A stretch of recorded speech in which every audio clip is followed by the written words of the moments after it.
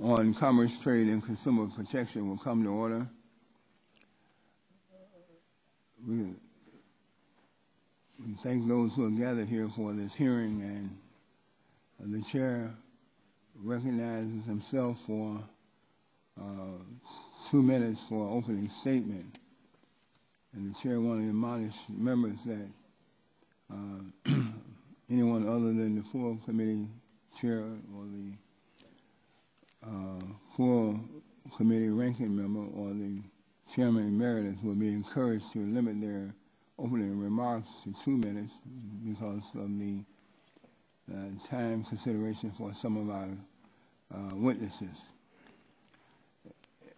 April 20th was a tragic day for the people of the Gulf Coast region of the United States. 11 workers died following an explosion on the Deepwater Horizon oil drilling rig located 40 miles offshore in the Gulf of Mexico. Since that tragic day, an estimated 50 to 150 million gallons of oil have leaked into the Gulf, severely damaging our environment, destroying people's way of life, and severely damaging the entire region's economy. Tourism is the Gulf region's second largest industry. It generates more than $39 billion in state revenue. Tourism represents 46% of the region's economy. Tourism employs over 1 million people. Various studies indicate that this oil spill has put 300,000 jobs at risk, representing 15% of the total job base in the region. The saddest part of this story is that some of the businesses that are impacted today were still recovering from the aftermath of Hurricane Katrina, which occurred over 5 years ago. Now that BP has created a $20 billion claims pool to compensate victims who have been impacted by the oil spill, the purpose of this hearing is to make sure that the travel and tourism industry will not be left behind, that they will be included. One might ask why. Well, I'm glad you asked. Because of the intricacy of that particular industry, the complexity of the methodology that needs to be employed to determine the level of damages and fair compensation, and because of the tourism's vast economic impact on the entire Gulf Coast region. Furthermore, we have learned from the massive media coverage of the oil spill and by various studies by the tourism industry itself that it is losing business not only because the beaches may not be safe, but also because travelers perceive that it is not safe to travel to the Gulf Coast region of the U.S. We've also heard the concerns of the industry about the claims process, its time frame for compensation and eligibility. Finally, we have to consider what needs to be done to bring back the industry to the stature it had before the oil spill. These are difficult issues we have to examine here today. The complexity of the matter may require more than one hearing. I want to thank all the witnesses for appearing before this subcommittee. We have concerns about the tourism industry and how it will be compensated and how it will be revitalized. And I hope our discussion today is a very fruitful and productive one. With that, I yield back the balance of my time. Now I recognize the ranking member for 2 minutes. 2 minutes or 5 minutes? 2 minutes. 5 minutes. That's fine, whatever. Mr. Chairman, thank you, and I want to welcome all the witnesses today. We appreciate Mr. Feinberg being with us, as well as representatives of the tourism industry. We know that since the explosion of the Deepwater Horizon oil rig on April 20th, the Gulf Coast economy has faced many difficult challenges. We also know that this is the summer peak months for tourism, and that many people have been adversely impacted by this incident. It's my understanding that BP, prior to the Gulf Coast Claims Fund being set up, gave Florida $25 million to promote tourism, Mississippi, Louisiana, and Alabama $15 million each to counter the publicity and the impact, the perception that it would not be open for tourism. BP has been paying claims to businesses affected by the spill. They've paid out, it's my understanding, over $200 million thus far in claims. It's not surprising that some businesses are having difficulty getting their claims processed quickly because really BP is not an insurance company. The administration of the claims process is being handled by Mr. Feinberg. He certainly has experience in this arena, having dispersed funds as a result of the 9/11 incident. It's my understanding that he's going to be taking control of 36 BP offices and 1,500 employees established to pay claims to qualified businesses. Mr. Feinberg is charged with administering the entire $20 billion Gulf Coast claims account and paying legitimate claims to affected parties. It is an admirable and certainly a difficult position because we know that paying claims in this kind of situation is certainly an inexact science. Will it be restricted to the beach resorts only, or will downstream suppliers to the tourism industry qualify for compensation? There are a lot of unanswered questions. We do want to see that people are reimbursed who have legitimate claims. We know that there will be some people filing claims that are not legitimate, but that is one of the challenges that Mr. Feinberg faces. And then one other question that I think is going to have to be answered as we go along is the drilling moratorium imposed by the administration is certainly going to have an impact on the economy up and above the impact on the tourism as a result of the spill. And there's going to have to be some questions asked about who should pay for the cost of that moratorium. Should it be the government? Should it be BP? So there are a lot of unanswered questions, and I know that this committee is totally committed to making sure that everyone receives compensation that deserves it. We look forward to your expertise, your thoughts on this important subject, and certainly look forward to all your testimony. Thank you. The chair recognizes the chairman of the full committee, Mr. Waxman, for 5 minutes. Thank you very much, Mr. Chairman. The BP spill in the Gulf of Mexico is the worst environmental disaster this country has ever seen. And while we have every hope that the cap will hold and the flow of oil into the Gulf is truly stopped, we know that the devastation is enormous and its effects will continue for years. In the 3 months since the Deepwater Horizon explosion and blowout, the Committee on Energy and Commerce has held 8 hearings examining the causes of the explosion, efforts to mitigate the damage, and the impacts on the environment and the local community. I'd like to thank Chairman Rush for holding our 9th hearing, which will focus on the impacts of the spill on tourism and the tourism economy in the Gulf area. The economies of Louisiana, Mississippi, Alabama, and Florida are heavily dependent on the travelers who come to the Gulf Coast beaches each summer for swimming, fishing, and other activities. Across each of these 4 states, some beaches are closed and significant fishing grounds are still off limits. Hotels, restaurants, charter boats, and resorts are facing cancellations. Tourists are shying away from the areas of the Gulf even where no oil has come ashore. Diners and grocery shoppers across America are asking about whether the seafood is from the Gulf and whether it is safe to eat. Today we'll hear from tourism officials and businesses from each of the 4 states dealing with this catastrophe. We'll also hear from Kenneth Feinberg, the independent administrator in charge of handling all claims for damage and loss of the oil spill. He is responsible for determining the proper level of compensation for each business, worker, and family impacted by the spill. This hearing will give the committee a better understanding of the impacts of the spill on an essential part of the Gulf Coast economy and help us understand what we can do further to help the region recover.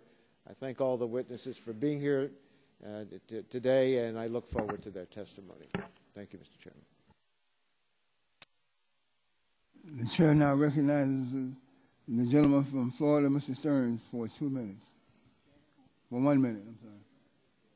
Oh, I'm sorry. I didn't see the ranking member down there. I'm willing to let Mr. Stearns go. He's to my left. He's not normally on my left.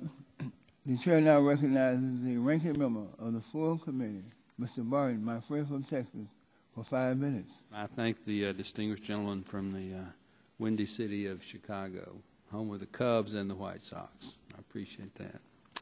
I want to thank Chairman Rush and Chairman Waxman for convening this hearing today, and appreciate Ranking Member Whitfield and his leadership on this issue. I want to thank each of you witnesses for appearing before us today. I know it's a busy time for all of you. Since the Deepwater Horizon exploded and sank 3 months ago, this committee, in my opinion, has conducted a fair and rigorous investigation of the accident and developed what I consider to be a measured congressional response. Our Oversight and Investigation Subcommittee, Energy and Environment Subcommittee, Health Subcommittee, and now the Commerce, Trade, and Consumer Protection Subcommittee are each doing their best to review and discuss all of the issues surrounding the oil spill. As a result of these investigations and the bipartisanship engendered by them, the full committee recently voted 48-0 to report out a blowout prevention bill that, again, in my opinion, is a balanced response to the tragedy. I want to welcome all of you witnesses today to consider our investigation, continue the investigation. Especially want to welcome Mr. Ken Feinberg. Mr. Feinberg has competently administered the 911 Victims Compensation Fund. That was a very tough job, and I expect him to competently and transparently administer the current BP spill escrow account. The people of the Gulf Coast who have lost their jobs or had their livelihoods diminished by the oil spill should be compensated fairly, and should be compensated quickly. We're going to hear from some of the people who've been affected when we get to the other witnesses on this panel today. Tourism, fishing, and energy development are vital to the Gulf Coast, where they employ hundreds of thousands of people. The tourism industry, which is the focus of today's hearing, by itself generates over $30 billion a year. The oil spill reveals much about the Gulf Coast community. Many of us on this committee have come to know the strength of that community following the vast swath of destruction that was left by Hurricane Katrina nearly 5 years ago. Gulf Coast people are nothing if not resilient, but with this latest man-made disaster, some of those folks must be wondering what on earth is going to hit them next. The Gulf Coast economy is tied to earth and ocean resources. The industries along the Gulf are so intertwined that the losses in one sector ripple throughout the entire regional economy. That's why if we're going to understand the magnitude of the tragedy, we must listen closely to those who are being directly affected by the administration's decisions, especially the one currently to ban energy exploration. I've said this before, but the administration should reconsider its second moratorium decision. I think that's the wrong decision that they made. Enforcing a blanket pause in energy exploration is not unlike sending a new oil spill or a big storm to further threaten the jobs of the Gulf Coast. The administration has shown some tendency towards panic in this regards lately.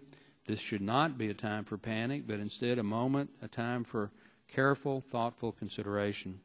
I hope the administration will choose not to forget about the fishermen, shrimpers, rig workers who share the same uncertainty as those who work on the beaches and the hotels and along the retail establishments of the main streets of the Gulf Coast. This is an important hearing. Again, I want to thank the witnesses. I look forward to your testimony. And again, Mr. Chairman and Ranking Member Whitfield, thank you for arranging this hearing. With that, I yield back, Mr. Chairman. The chair recognizes the gentlelady from Florida, Ms. Castor, for 1 minute. Thank you, Chairman Rush and Chairman Waxman and Mr. Whitfield for organizing this important hearing. You know, since April and the BP Deepwater Horizon blowout, Floridians have been living their worst nightmare. The environmental damage, the economic damage is taking a terrible toll on our small business owners, our hotels, our fishermen. You know, we were just coming out of the recession. So BP's disaster is wreaking havoc again on our hardworking folks in Florida. And what is particularly frustrating in the Tampa Bay area, where I represent, we've got the most beautiful beaches in the world, from Pinellas County, Manatee, Sarasota, all the way down to Sanibel Island. There's no oil there. The oil is hundreds and hundreds of miles away. And yet, the word has gone out all across the globe, especially to Europe and South America, where we rely on all those tourists, that the Florida beaches are damaged, that the Gulf Coast is toxic. We've got to turn that perception around. The efforts of BP to date have been inadequate, to say the least. What is particularly maddening is we watch these incessant ads, full-page ads by BP, that are polishing their corporate image at a time where they should be devoting a good portion of those monies to helping small business owners, our hotels, get back on their feet and explain to folks around the globe that our beaches are pristine and we want you to come to Florida, rather than how many millions and millions and millions of dollars have they spent on polishing their own corporate image. Okay. So that's the frustration I wanted to share today. So I'm really looking forward to hearing from our expert witnesses. A special thank you to Keith Overton from the Trade Winds from St. Pete Beach, who is the head of Florida's Restaurant and Lodging Association. We have a lot to learn from all of you, and I'm glad you're here. Thank you. The chair now recognizes the gentleman from Florida, Mr. Stearns, for 1. Thank you, Mr. Chairman, and let me also compliment you and Mr. Whitfield for your leadership on this hearing, and welcome Kenneth Feinberg, the Gulf Coast Claims Administrator here. He's going to have a tough job. I saw in the paper recently he said, I have a concern that BP is stalling claims. Yes, BP is stalling. I doubt they are stalling for money. It's not that. I just don't think they know the answer to the questions by the claimants. That's going to be true, whether you decide a claim because of geographical distance or whether you decide a claim because of ownership. Are you going to ask for tax returns? I mean, how are you possibly going to figure out what particular claim is valid or not? So we all pray and hope that he'll have the wisdom of Solomon to do this. I noticed in a report as of July 24th, in Florida, 41,818 claims were made, and money that was handed out was $45,320,000. So obviously, some claims have been paid, and a lot of people across many, many counties, and including counties that are not even affected by the Gulf Coast, have been paid. Florida has the most densely populated coastline in the United States, and so this spill threatens our beaches. And as a former restaurant hotel owner, I deeply sympathize and empathize with these businesses and hope, obviously, that they're not hurt badly and that we can come back. But in the end, I think the hard questions for the administrator, Mr. Feinberg, is how to solve the questions of who gets the money and gets served with the extra support. So, Mr. Chairman, I think this is a very important hearing to hear from Mr. Feinberg and as well as the members of the tourist industry what they think should be done. So thank you. Mr. Green of Texas. Thank you, Mr. Chairman. Like my colleagues, I want to welcome our panel, particularly Mr. Feinberg, but on a personal note, I'd like to welcome Mr. Brennan here. You reopened the Houston restaurant after a terrible fire, and we appreciate it in Houston. And Mr. Chairman, I want to thank you for raising the issues of the effects of the oil spill on tourism in the Gulf of Mexico. having watched Jimmy Buffett's concert a few weeks ago from Gulf Shores, it's almost like we need that every week to get the word out along a number of different places on the Gulf Coast, because that was a good turnout. People saw the clean beaches and enjoying the music, so we need to do more of that.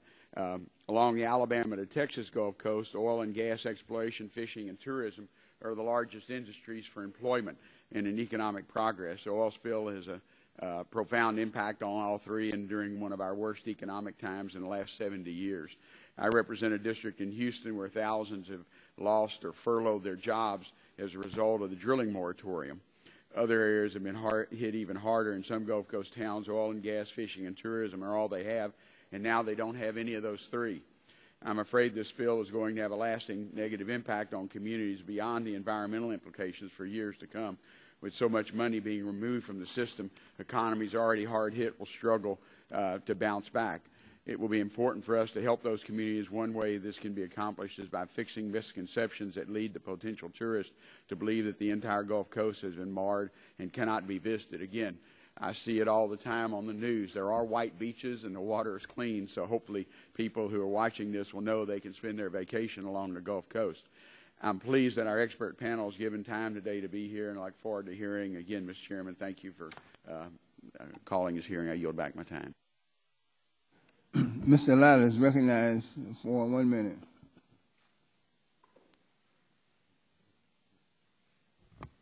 Well, thank you, Mr. Chairman, Ranking Member Whitfield. I believe this is a very important hearing today as we examine the devastating impacts that the Deepwater Horizon oil disaster has had on the Gulf Coast tourism. I recently toured the area around Grand Isle, Louisiana, and saw firsthand the devastation of the region and its economic impact on the people who work and live there. This area of the country is one that relies heavily on its fishing and tourism industries, and I am looking forward to hearing from today's witnesses and their perspective on the disaster. I especially look forward to Mr. Feinberg's testimony and questions he may answer as to the administration's platform for the handling and distribution of the $20 billion escrow account to compensate victims of the oil spill. As disaster cleanup continues, we need to make sure funds are handled properly and in a timely manner, and they get to the appropriate individuals that need that assistance. And with that, Mr. Chairman, I yield back. Ms. Sutton is recognized for 1 minute. I thank the distinguished chairman for holding this hearing. Over the last few months, we've heard from BP and other companies involved in the Deepwater Horizon disaster and administration officials about how this tragedy occurred and how we can prevent it from happening again. And at one of those early hearings, I asked Lamar McKay, the president and chairman of BP America, if BP would consider the loss of profits for fishing and tourism as a legitimate claim, and Mr. McKay replied yes. And that was a good development after BP's reckless actions. Their culture of carelessness caused the devastation of our waters and coasts and wildlife and injured countless businessmen and the tourism industry. And the losses to these businesses, of course, have had ripple effects throughout our economy, and we've heard some of that detailed here today, where people from places beyond the coast are feeling the effects of loss of tourism. I'm interested in hearing the testimony today from the witnesses about how the Gulf Coast Claims Facility has been processing the claims coming in, and if this process can be improved. Thank you, and I yield back. Dr. Gregory is recognized for 1 minute. Chairman Rush, thank you for calling today's hearing on the impact that the Deepwater Horizon explosions had on tourism in the Gulf region. As a member of the Subcommittee on Oversight and Investigation, I've had the opportunity to hear testimony on a range of matters relating to Deepwater Horizon. I look forward to hearing from today's panel of witnesses. Due to the importance that tourism has for the economy in the Gulf, it's critically important that we use today's hearing to assess the devastating impact that the oil spill will have on approximately 46% of the region's economy. At a time when unemployment across the country is 9.5%, further impact to the tourism industry in the region will only exacerbate those economic woes. Mr. Chairman, this downturn will not only affect the areas directly hit by the oil spill, but it will also affect areas where the coastline and water are still pristine. Therefore, we must strike a balance within the funds being handled by the Gulf Coast Claims Facility under Mr. Feinberg's administration.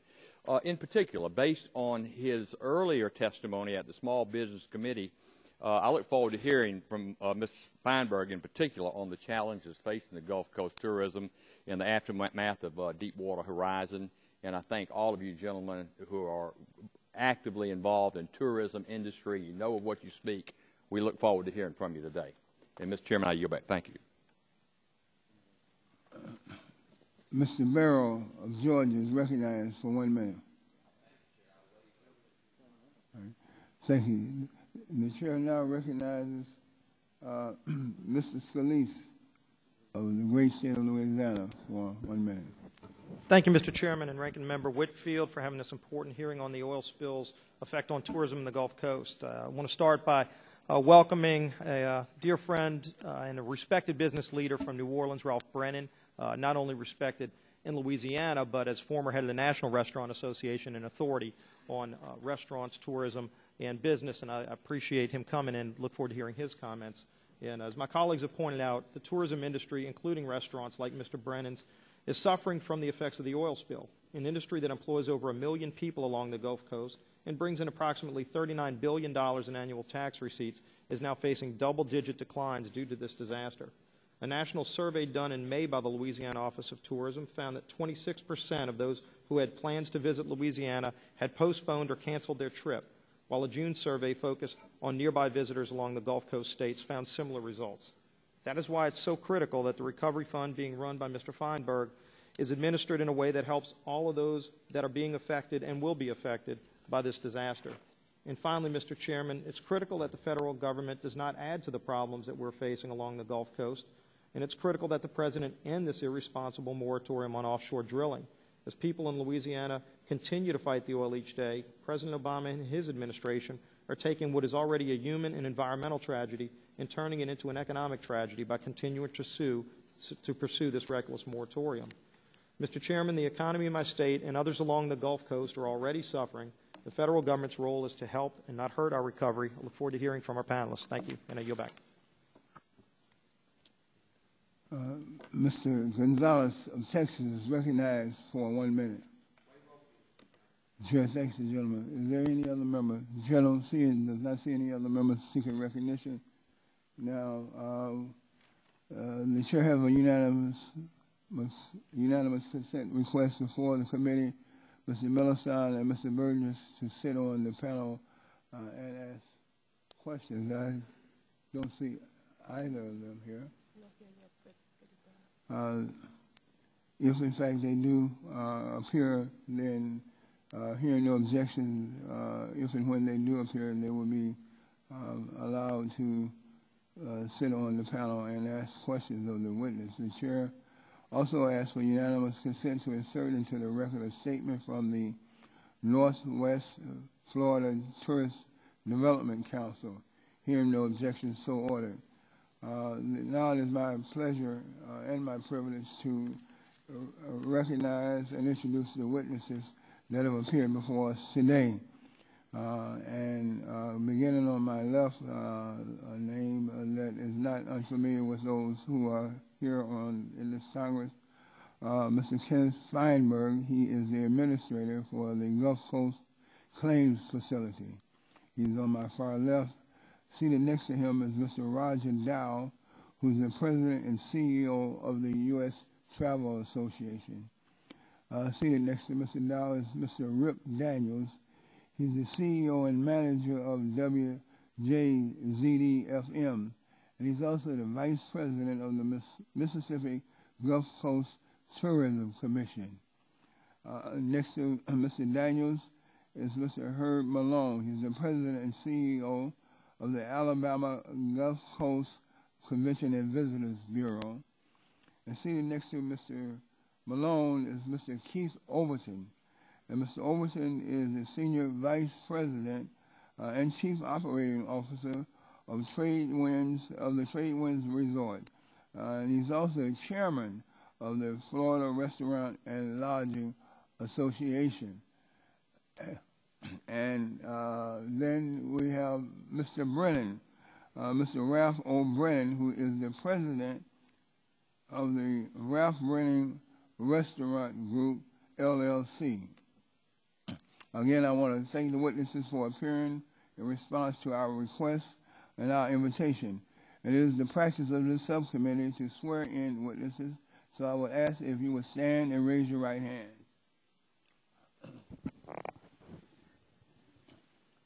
Do you solemnly swear to tell the truth, the whole truth, and nothing but the truth? Please be seated. Please let the record reflect that the witnesses have all in their entirety answered in the affirmative. And now we will recognize Mr. Feinberg for 5 minutes for opening statement. Thank you, Mr. Chairman. I thank the subcommittee for the opportunity to testify. It's the 4th time I've testified in the last 2 weeks in the Congress, 3 times on the House side and once on the Senate side. And I'm here again to answer any questions that the members may have. I am the independent administrator of this new Gulf Coast Claims Facility set up by agreement between the administration and BP. I do not work for the administration. I do not work for BP. I have been delegated the authority to design, implement, and administer this purely private facility funded by BP in a $20 billion escrow account. I have been assured by both the administration and BP that this facility that I am administering will, in fact, be totally independent. I answer to the people in the Gulf, not to the administration, nor to BP. BP is setting aside $20 billion in an escrow fund to pay all eligible claims that are submitted to the facility. Hopefully, the $20 billion will be enough. If not, BP has agreed that it will honor any additional financial obligations that it may have over and above the $20 billion. I am now in the process, as you know, of establishing this facility. It is not yet up and running. It will be up and running next month, in a few weeks, and will assume all responsibility from BP for processing private claims of individuals and businesses. I do not have any jurisdiction over government claims, state, local, or federal. None. I also have no jurisdiction over the moratorium claims for the rig workers. The $100 million set aside by BP for moratorium rig workers that is not part of the $20 billion and is being administered, as I understand it, separately.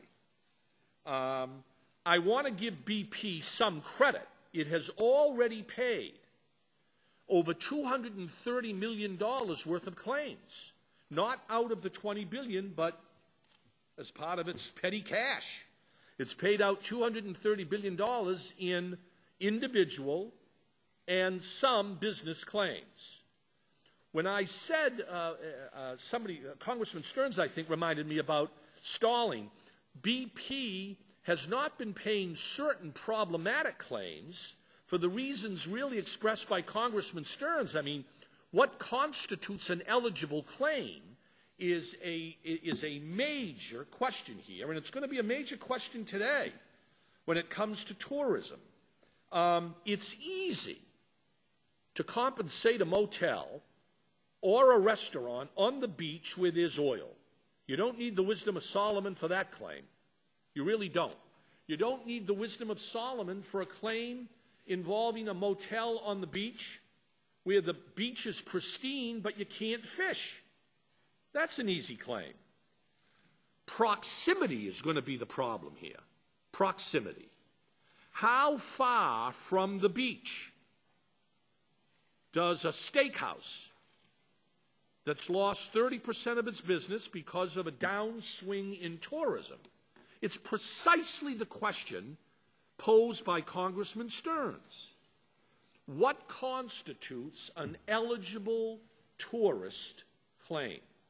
Now, I've got some great help on that from Mr. Malone from Alabama, who I've met with on a couple of occasions, who's thinking this problem through from the perspective of tourism in Alabama.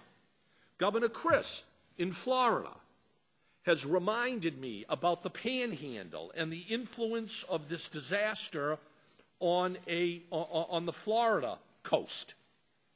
But what I'm going to have to decide, you see, as part of this Gulf Coast Claims Facility is what constitutes a direct claim that is immediately payable, and how far attenuated may a claim be from the spill. The overall impact of the spill undoubtedly impacts tourism throughout a particular state. I'm sure of that. The question is, what constitutes an eligible claim and what is required to be proven in advancing that calculation in order to get money from this facility? I'm as interested as the members are in hearing from my fellow witnesses today. Maybe I'll come up with some additional ideas that Mr. Malone has already advanced for my consideration in terms of trying to come up with a fair, equitable, just way to determine eligibility and to determine what the appropriate compensation should be. I look forward to the testimony of my other fellow witnesses. I look forward to working with this committee. There are some members here who I've already been working with over the past few weeks. I look forward to continuing to work with Congresswoman Castor and others, congressmen from Louisiana also. I've been meeting with them. I return to Florida tomorrow. I'll be in Mississippi and Alabama on Friday, and we'll be returning to Florida again and Louisiana in the next 2 weeks. So you can't do this from Washington.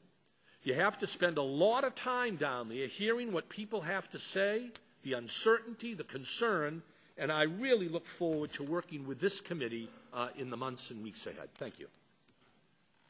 Mr. Dow, you're recognized for 5 minutes.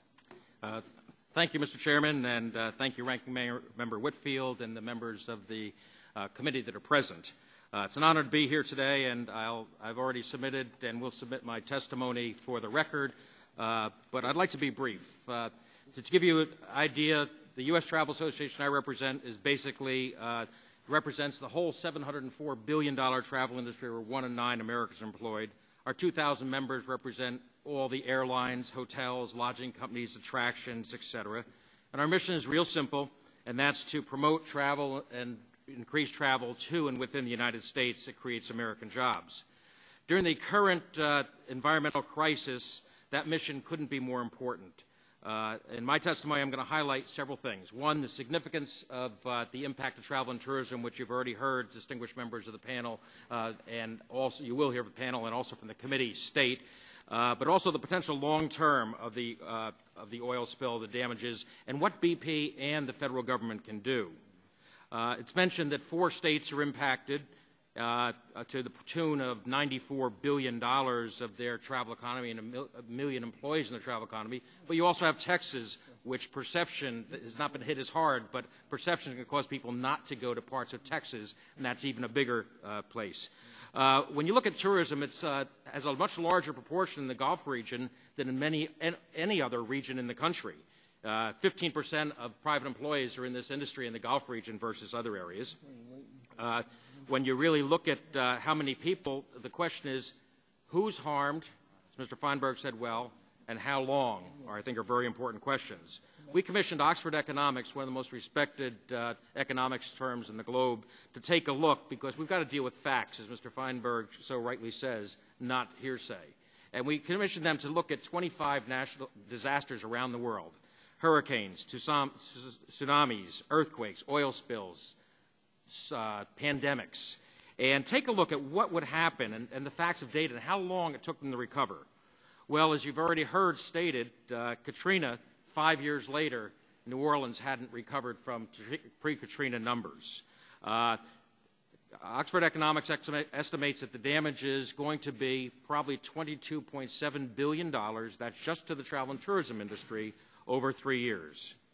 What I want to talk about today is that cost can be reduced significantly by up to a third, or $7.6 billion. We have submitted the Oxford Economic Study, and we've also submitted a roadmap to recovery with concrete ideas how to mitigate the damages so we can lessen them for the taxpayers and lessen them for BP. Using travel to stimulate the economy and speed the recovery. And it's three parts. One is to inform the perception, and we all know how important perception is. Second, create an incentive for people to travel back to this area. Third, to make businesses and people whole. And this must be funded by BP to help reduce the long-term implications. A key lever that's available to BP and the federal government is the opportunity to create marketing to bring people back. We're asking that be considered a $500 million fund, which would give a 15-to-1 return, or $7.5 billion, to bring people back. Mr. Feinberg has the challenge of assessing real damages, but the challenge is left untouched, these damages will mount and will grow. We have an opportunity to shrink them, and we need to address that. And so with no guidance for recovery, we don't know how to submit the claim, so that is going to be important. We believe that the Gulf Coast Claims Facility is the right and only area to take $500 million and properly allocate it to the people that can make a difference. There's been many requests by states, and they've received, as you've already said, $70 million. The unfortunate problem is, of that $70 million, very little actually got to marketing. We'd like to remove the politics. We'd like to remove special interests. We'd like to get a transparent process where we can mitigate and pull this down. The damage has already occurred. Everyone's talking about capping the damages and capping the well. Well, we also need to cap the damages long term, and we can do that. The 400,000 people that work in this industry know how to do things in the industry. They probably don't know how to file a claim. So we need to get them back more quickly. A $500 million marketing effort will do that. We've seen that over and over. We saw that with SARS in Canada. We've watched for 98 days on television the problems. We can turn this around. We can mitigate it. Nothing is more important than getting a fund to do this, to put it in place, and I believe that will help the communities, the families, and the taxpayers, and in the long term, reduce the liability for BP. Thank you very much. The chair recognizes now Mr. Daniels for 5 minutes. Thank you, Chairman Rush, Ranking Member Whitfield, and other subcommittee members. I'm representing myself today. Would you turn the mic on and put it close to you? Thank you. Apologize for that. I'm representing myself as a private citizen and not the Harrison County Tourism Commission, primarily because I wanted to represent small business as well as it applies to tourism. I've been in tourism since 1978, starting as a tavern owner, radio broadcaster, real estate broker, tourism commissioner, and the primary investor in the coast's newest African-American hotel, the Almanet. I've seen firsthand the adverse effects of a range of disasters, from Hurricane Camille's destruction on the seafood industry's processing in 1969 to the economic recession of the 80s, which resulted in the closing of the Hilton and Sheraton hotels, the complete destruction of the coast tourism destination by Hurricane Katrina. However, I've also been a part of the recovery and renewal of the coast after each calamity. And the resilience of the Gulf Coastians in the face of insurmountable destruction is a testament to their faith in God and in each other. On the eve of the 5-year anniversary of Hurricane Katrina, the coast was poised to have a banner year for tourism. On April 20th, the Deepwater Horizon sunk, and so did our hopes to finally reestablish the Mississippi Gulf Coast as a tourist destination as opposed to a hurricane-ravaged resort. The impact of the BP oil disaster on tourism has been and will be a disaster. The devastation is difficult to measure because both the actual damage and the perception of the damage cannot be readily measured. Was the Gulf Coast spared because there was a limited amount of oil to reach the shoreline, or was the shoreline spared because most of the oil is still at the bottom of the Gulf, or dispersed in plumes? Is the perception of clean beaches better than the perception of clean seafood? In the words of my grandson, is it safe to go in the water? And if not, is it safe to eat the fish? One can glean that the Mississippi Gulf Coast billion-dollar tourism industry is indelibly tied to seafood. According to recent Harrison County surveys, the #1 reason for visiting the Mississippi Gulf Coast was the food, the seafood. Ladies and gentlemen, the coastal view is still gorgeous. The beaches are clean, the sound and the bayous are open for fishing, but the seafood, is it safe? How does the coast remove the perception that it's not? Surprisingly, according to the Hotel Motel Association and the Casino Association, hotel stays over the last 90 days have been up, and casino revenues have been up. But of course, that is compared to last year when the tourism economy was at an all-time low. Yet, maybe the fact that the Harrison County Tourism Commission, under my guidance, investing $650 billion in advertising, did help at least with drive-in markets. Hotel Motel Association stats have shown that many of the room nights are as a result of extended stay, BP employees, government agencies, media, petroleum cleanup-related businesses, and the like. Although there is a perception at times that the Gulf Coast revenue is up, is it the result of tourism, or is it a result of oil recovery? And if so, does that not suggest that the recovery is not over until tourism is back to the ratio that existed prior to the explosion? The most serious adverse effect over the lack of tourism, not recovery workers, is that many of the mom-and-pop shops, the restaurants, off-boat seafood merchants, water sports vendors, and golf courses and the like, have suffered. They are not getting tourist dollars, which were far greater. And then, even more importantly, we have noticed that inquiries about future visits to the coast as it applies to tourism is off 40 to 50%. What happens when all the recovery money is gone and all the workers are gone? Ironically, just as the Deepwater Horizon was an exploratory mission, Mississippi Gulf Coast now finds itself challenged with the exploration of what to do in the coming years to fight the perception. There's too many unknowns right now. Considering the fact that we just had a bunny, one has to wonder just what will happen when there is another Katrina or another hurricane, and just how many tar balls would be washed up. Ladies and gentlemen, on the Mississippi Gulf Coast, as it applies to tourism, we are not enthusiastic about trading a billion-dollar seafood industry for $1 million well. So we would hope, and in my testimony, you will see some recommendations and hopefully some cures for this ill. Thank you. The chair recognizes Mr. Malone for 5 minutes. Good morning, Mr. Chairman, and thank you, and thank the members of the subcommittee for inviting us here today. It's a tremendous honor to represent our area. It's an honor to represent the some 2,000. The mic to you. Thank you. Okay. It's an honor to represent some 2,000 business owners and some 40,000 employees that they employ, whose livelihoods all are at risk as we sit here today. Our area began receiving oil on our beach in mid-May. We've continued to receive it. Have some sheen offshore coming ashore today as we speak. This is our high season. With the oil impacts we've had, I cannot describe it verbally as well as it should be. Many of us have had problems with the media and the way the media has overstated things, which sometimes they tend to do. But I'll tell you honestly, when the media in the second week of June reported that the beaches of Alabama were slathered with oil, we were slathered with oil. It was not a false report. They failed to report how much has been cleaned up. Our beaches do look good today, and there is a cleanup process. It took a while to get it working, but it is working. What has this done to our tourism economy? It's destroyed it. We're devastated. We should be at 85 to 90% occupancy today in mid-July and late July. We're running less than 30%. And when occupancy goes down, rates go down even greater. So our revenue to our lodging, to our restaurants, to everyone in town, I don't know of a single business, and I conveyed this to Mr. Feinberg in a recent meeting, I don't know of a single business in our town that has not been directly affected by this oil. It has created a sense of despair that I've never seen. Like Mr. Daniels, I've grown up on the Gulf Coast. I've been through hurricanes. We've been through hurricanes. I've been in this position for 22 years. I look at the eyes of my friends and colleagues around the community, and I see despair I've never seen before.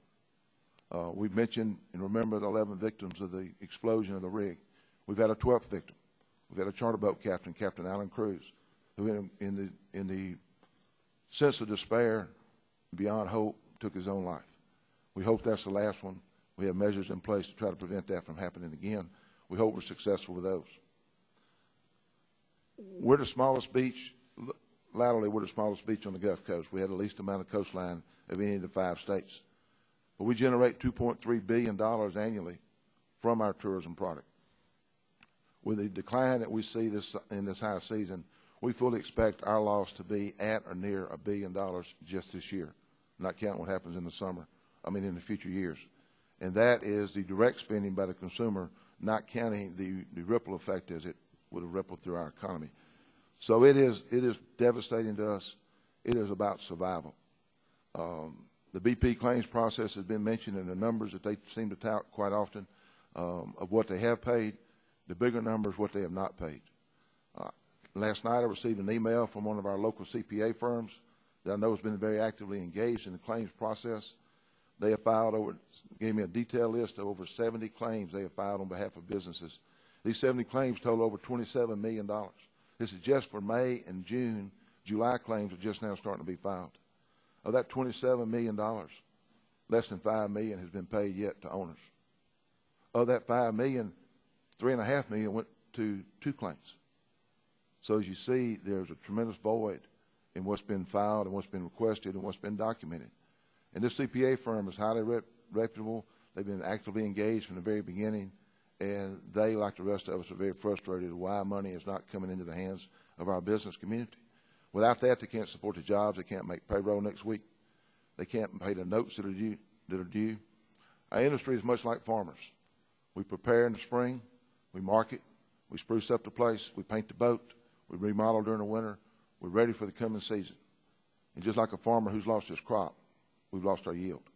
So not only is it a terrible time in regard to the recession and the previous hurricanes, it's a terrible time of year for us. So our request to you today, as this committee, a subcommittee, and members of Congress, is to do, please, whatever you can to get money in the hands of Mr. Feinberg and his program and get it up and going as fast as possible. We have had 2 meetings with Mr. Feinberg. We found him to be very fair and open-minded. Our first meeting, he scared us with his eligibility requirements.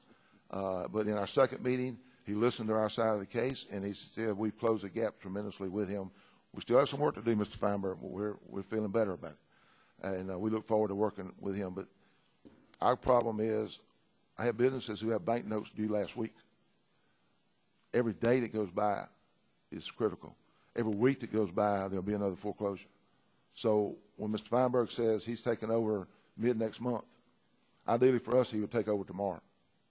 And if there is any way that members of this committee or any other members of Congress can help facilitate getting this in the control of Mr. Feinberg and out of the control of BP, it would be a tremendous benefit to us.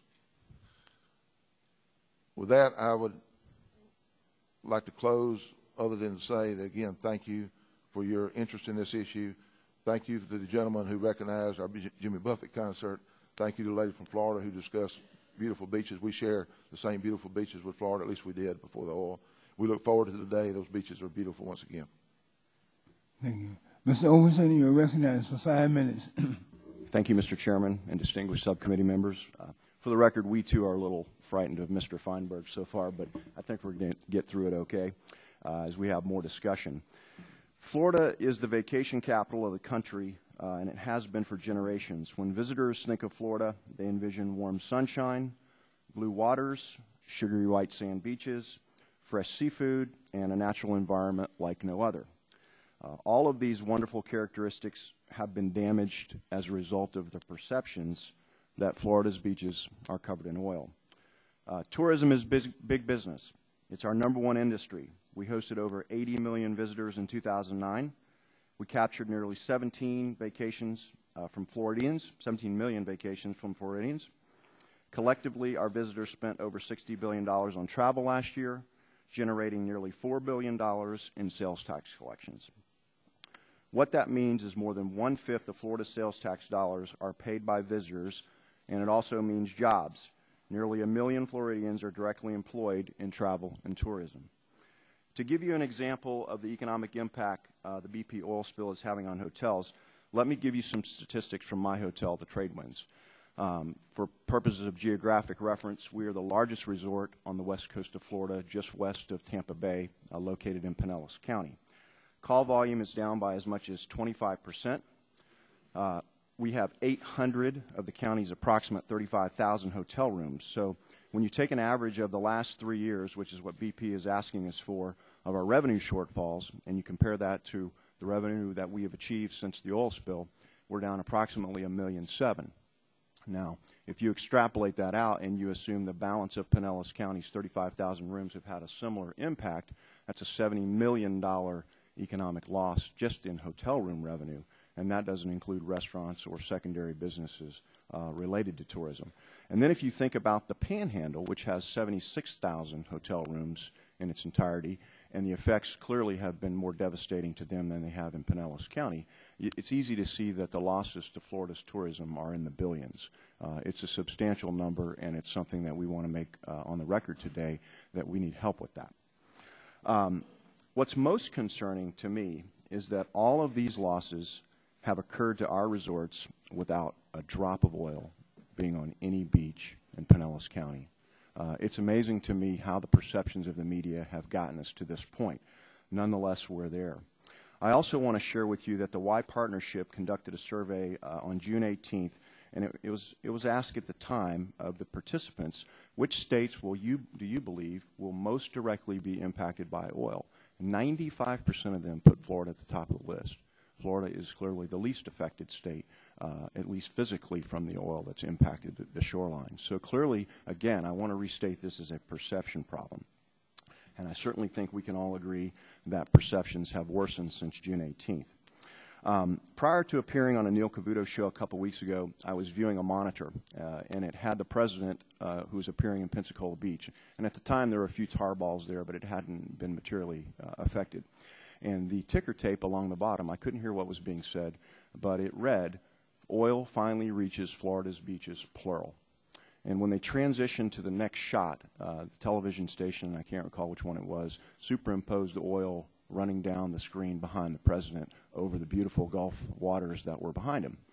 And I said to myself, you know, 25 million, 50 million, 100 million, there's no amount of money that's going to combat that kind of imagery. And it's a challenge that we're faced with, and it's going to be there for many, many years to come, I believe. Much like what happened in the hurricanes of 2004. We're still suffering from that and cannot gain occupancies in August and September that we used to achieve. I have 5 requests of the committee in closing, if you would acknowledge them, and I would ask you to at least address them in your comments and your questions. One is the media must be held accountable to accurate and fair reporting of the facts regarding this oil spill. They have a legal and an ethical responsibility to do so, yet many of them continue to put ratings ahead of accuracy. I urge you to charge some agency, maybe it's this governing body, I'm not sure, within the federal government to review news reports weekly and hold them accountable for the sensationalism and the inaccuracies that are there. We need somebody to support us in that regard, or it will just continue on even with the next crisis beyond this one. Number 2, we're optimistic that the oil leak has been capped. However, there's still going to be years of cleanup and recovery efforts remaining. We all fear that the claims are going to cease being paid prior to the end of the actual losses. I think that's an accepted concept today. Additionally, Mr. Feinberg's recent comments with regards to what is a compensable or legitimate claim based on whether or not oil is on its beaches and the proximity to that oil is also very concerning to all of our members and all the tourist-based businesses within Florida. And we implore Mr. Feinberg and any branch of the government that can influence the claim process to look very carefully at this and not allow it to be a black and white issue. We want to make sure each business owner has an opportunity to be heard for their legitimacy of their claims and not just ruled out because of geographics. Third, I'd like to make you aware that the CVBs in all of the Gulf Coast counties rely on bed tax dollars, and those bed tax dollars are related to hotel room revenues. When they fall, revenues fall, then the bed tax dollars fall. We need that marketing money. We need to be made whole. I know that's not Mr. Feinberg's responsibility, but those CVBs need to be made whole on the dollars that have been lost for their marketing purposes. The fishing and seafood industry and our wildlife are critical to tourism and Florida's economy. I'm not going to go into the details, but I've included in your packet some recommendations from very legitimate Ocean Conservancy, other agencies that will help you in some of your studies as it relates to our wildlife. And lastly, we have to continue to spend money on marketing efforts, both domestically and internationally. We have not yet gotten more money past the $25 million originally that BP has given to us. $50 million was requested by our governor, and it's been turned down. We really need that money. It's very important. This is going to go on for a long period of time, as I said earlier, and those dollars are vital to our recovery. I thank you very much for allowing me to speak today and giving you our testimony. Mr. Brennan, you are recognized for 5 minutes. Thank you very much, Mr. Chairman. And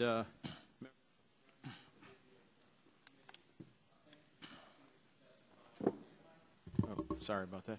Thank you for this opportunity to testify on behalf of the National Restaurant Association and the restaurant industry. As you said in my introduction, I'm from the Ralph Brennan Restaurant Group, and I've been involved in the restaurant industry in New Orleans for almost 30 years. And my family's been in the restaurant business for more than 60 years, and as a group we operate 12 restaurants, 9 of those in New Orleans. And Gulf seafood is an important ingredient in all of our menus. I want to thank you for holding this hearing and for your continuous focus on the oil spill's impact on the economy of the Gulf region and the nation, and I appreciate the opportunity to tell the restaurant industry's part of the story. Ours is an industry that employs an estimated 2.3 million employees in the Gulf Coast region. Restaurants in the Gulf Coast area generate about $77 billion in annual sales. Since April 20th, when oil began flowing into the Gulf of Mexico, our coastline, our sea life, our culture, and our tourism economy are again in great jeopardy. After Hurricane Katrina roared ashore on August the 29th, 2005, Gulf Coast residents and businesses essentially knew what to do to return to normal, or as we call it today, the new normal. The water came into New Orleans, the water went out, and we began to rebuild and move on. But this is not the case today. The key message that I want to share with you is one of long-term uncertainty, impacting both the ecosystem of the Gulf and the economy of the Gulf Coast area, and potentially devastating tourism in the Gulf states. Across the affected areas, restaurants report a range of experiences. Those located in seaside or in beach communities are decimated as tourism shrivels. Tourists are not coming because there is either oil on the beach or in the water, or people have the perception that there is oil there. And visitor perception is key to decisions about where to vacation.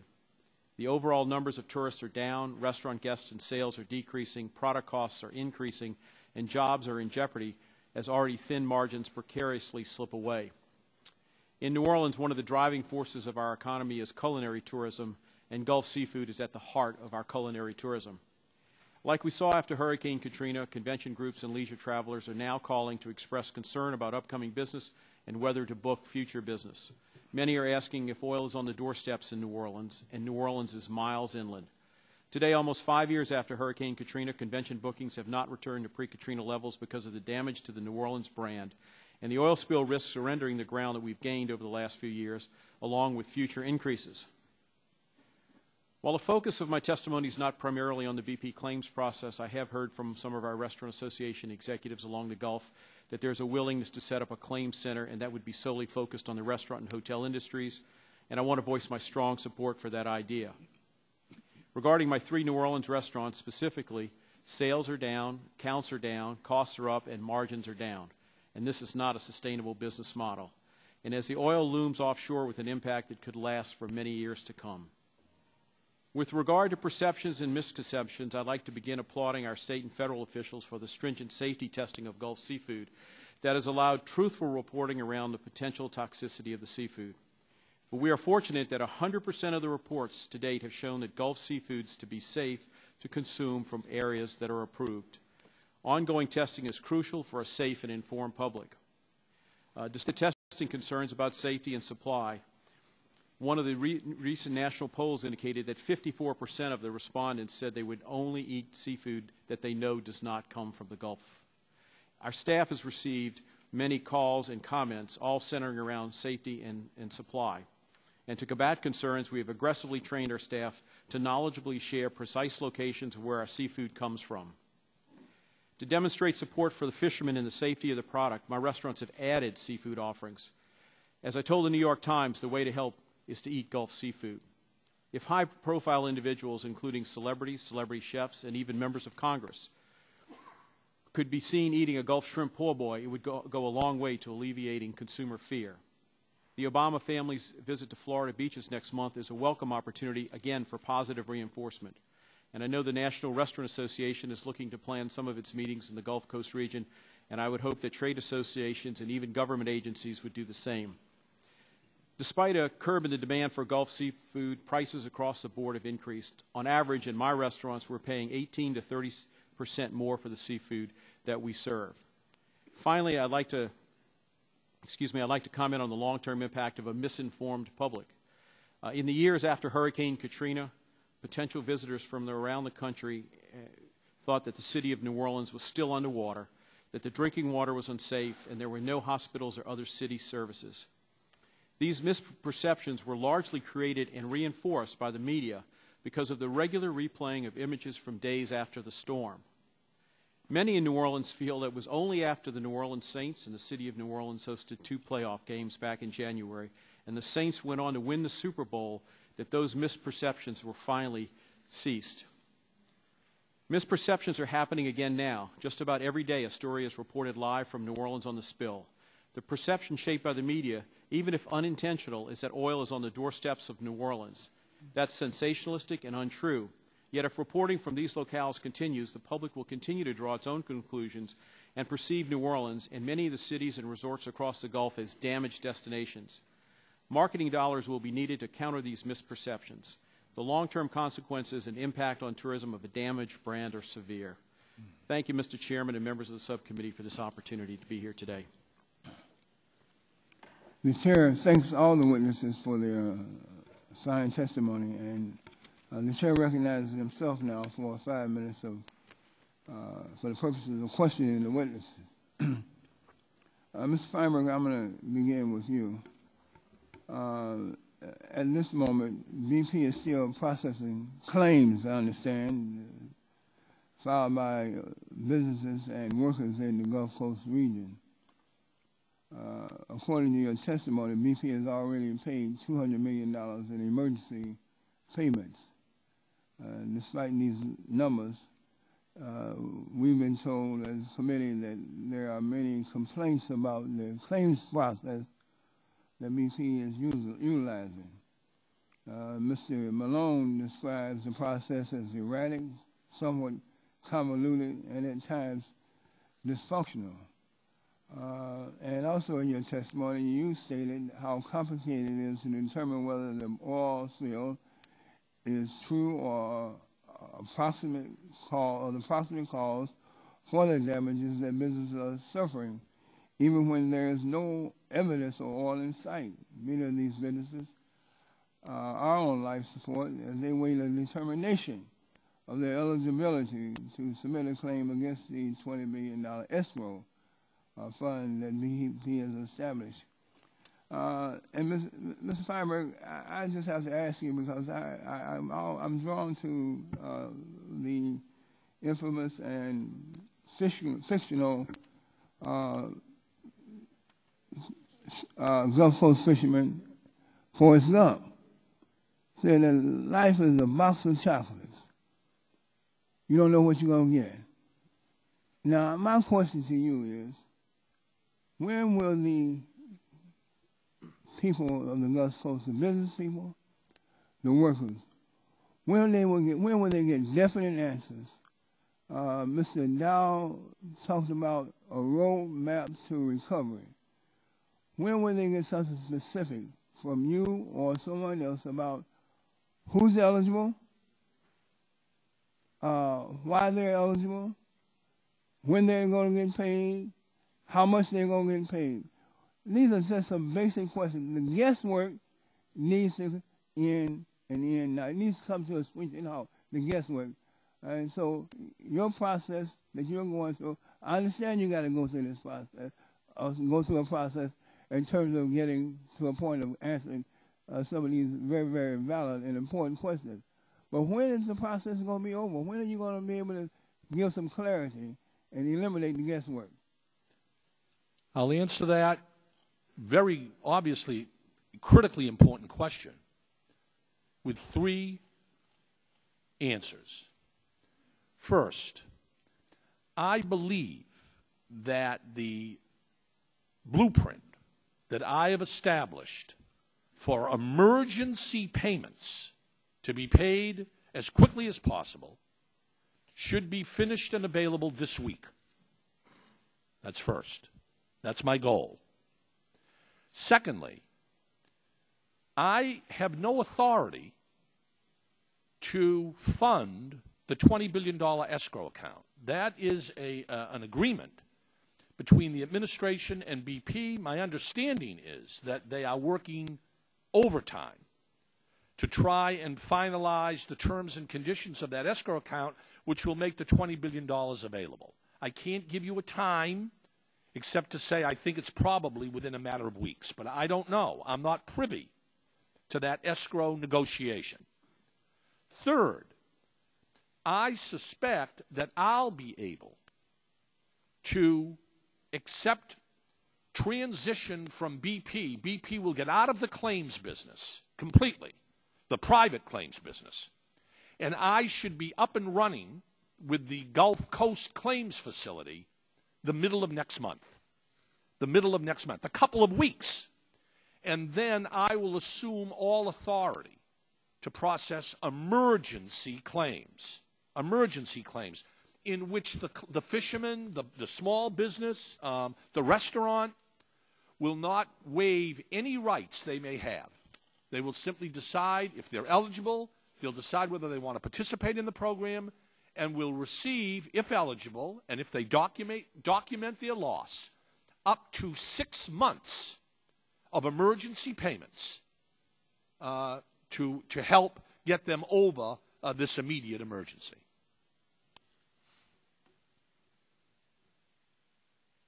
Now, Mr. Chairman, if I may just add, I understand from all of these witnesses and from the members of this committee, time is of the essence. This is a huge undertaking. And I am working as fast as I can, as diligently as I can, full time, to get the Gulf Coast Claims Facility up and running, to get it funded, so that these emergency claims can be made as soon as possible. What are you considering the workers also in terms of, will they be the same guidelines apply to them also? The same. I think BP, frankly, has done a much better job of this $230 million they've paid out. I think they've done a much better job of paying out worker claims, shrimpmen, fishermen, oyster harvesters, than they have paying out small business and large business claims. I think that's clear from the testimony I've heard today and from the CPA in Alabama, and I think that's absolutely true. That's one reason why I've got to get up and running with this facility as soon as I can. Chair now recognizes the ranking member, Mr. Whitfield, for 5 minutes. Well, thank you again for your testimony. And Mr. Feinberg, I think all of us are delighted that you will truly be independent. You're not reporting to anyone. I think that's probably good for all of us to get a fair and equitable help on this problem. I noticed that Mr. Daniels, Mr. Overton, and Mr. Brennan in their testimony placed a great deal of emphasis on damages caused by perception as opposed to damages caused by actual damage. And I've heard many people also blame the media for assisting in this misperception of the American public. And I don't think any of us are surprised by that, because the media is focused on being sensational and obtaining more viewers and more readers, and frequently without any regard to the real impact it has on people. But my question to you would be, since you're going to be up and running within a month, hopefully, when you start processing claims, from your perspective, it won't make any difference if the damage is caused by perception or by actual damages. Is that correct? That is correct. Under the law of the Federal Pollution Control Act, which is a very important aspect of this whole process, actual physical damage to property is not required. So the issue for me, you're absolutely right on, Congressman, the issue for me is not whether perception that has an impact on tourism is compensable. The question really is going to be, how far removed is a claim to be eligible? It's one thing if the perception harms a motel on the beach, even if there's no damage. It's another thing if the perception harms a motel 70 miles inland. Right. And I've got to decide. I take no advanced position on this, but that is where I think that's what Congressman Stearns was getting at a little bit, where you draw that line on eligibility. And that's going to be one of the obviously key points that you're going to have to decide on. It kind of reminds you of the old Paulsgraf case in torts in law school. You remember. That's right. But on the, Mr. Dow, you talked about a $500 million fund to assist. Now, would this money, is it your idea that this money for emergency marketing would also come from BP? Yes, I definitely believe it should come from BP, and the question whether it can come from this fund or an additional amount, but as I stated, I hope clearly is that this can mitigate the damages phenomenally to the tune of $7 to $8 billion. Just as all the money was spent to cap that well, we ought to cap the damages now. No one would say, let the oil run forever and let's just pay the people afterwards for their damages. They said, stop it, and we have to do the same thing. So I believe it should come from BP. Mr. Feinberg is maybe between a rock and a hard place of, can that money come from the Do you have authority to pay out money for marketing? I don't think, again, I'm not privy to that negotiation involving the escrow account, but I don't think under the terms of that escrow account, $500 million for marketing could come out of that $20 billion. Okay. Now, that doesn't mean there aren't other sources for it, but I don't think, I'm not an expert on this, but I don't think it could come out of the payment. If I come in for emergency payment from you and you give me emergency funds, will I be required to sign a release for legal liability issues? No. Will I ever be required to sign a legal release? You'll be required to sign a release down the road only if you come back to the facility and seek a final payment for all of your then damage and projected future damage. Okay. Only then would you have to sign a release, not as part of these emergency funds. Thank you.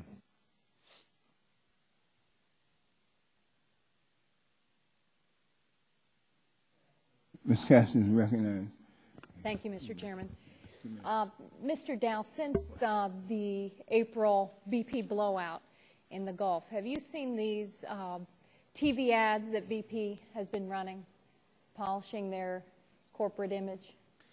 If you own a television set, you cannot not see them. I have seen them, and I've seen them, and it just points out to me the very clarity that BP truly understands that changing perception and getting the word out is critical. I think the same thing has to be done for the citizens, for the businesses of the Gulf Coast. It is critical, and it can stem the damages phenomenally. I think you're right. I think you said it well. If you own a TV, you've seen these incessant ads by BP. Oftentimes not very informative, just they remind me of political campaign ads, frankly.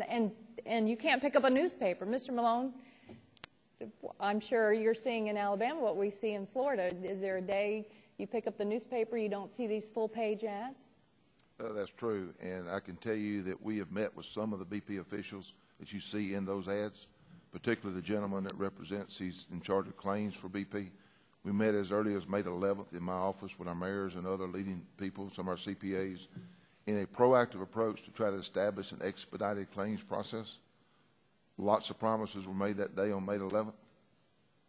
I don't mean to be flippant, but in our community, BP has come to stand for a broken promise. And that's what we've seen one after another after another. In fact, they issued a press release around the middle of June where they said they had adopted an expedited claims process for business claims.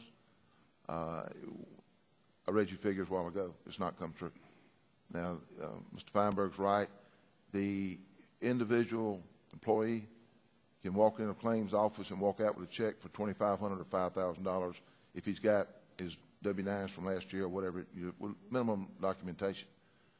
But when you ask a business to submit 2,200 pages of documentation before your claim would even be considered, that's onerous.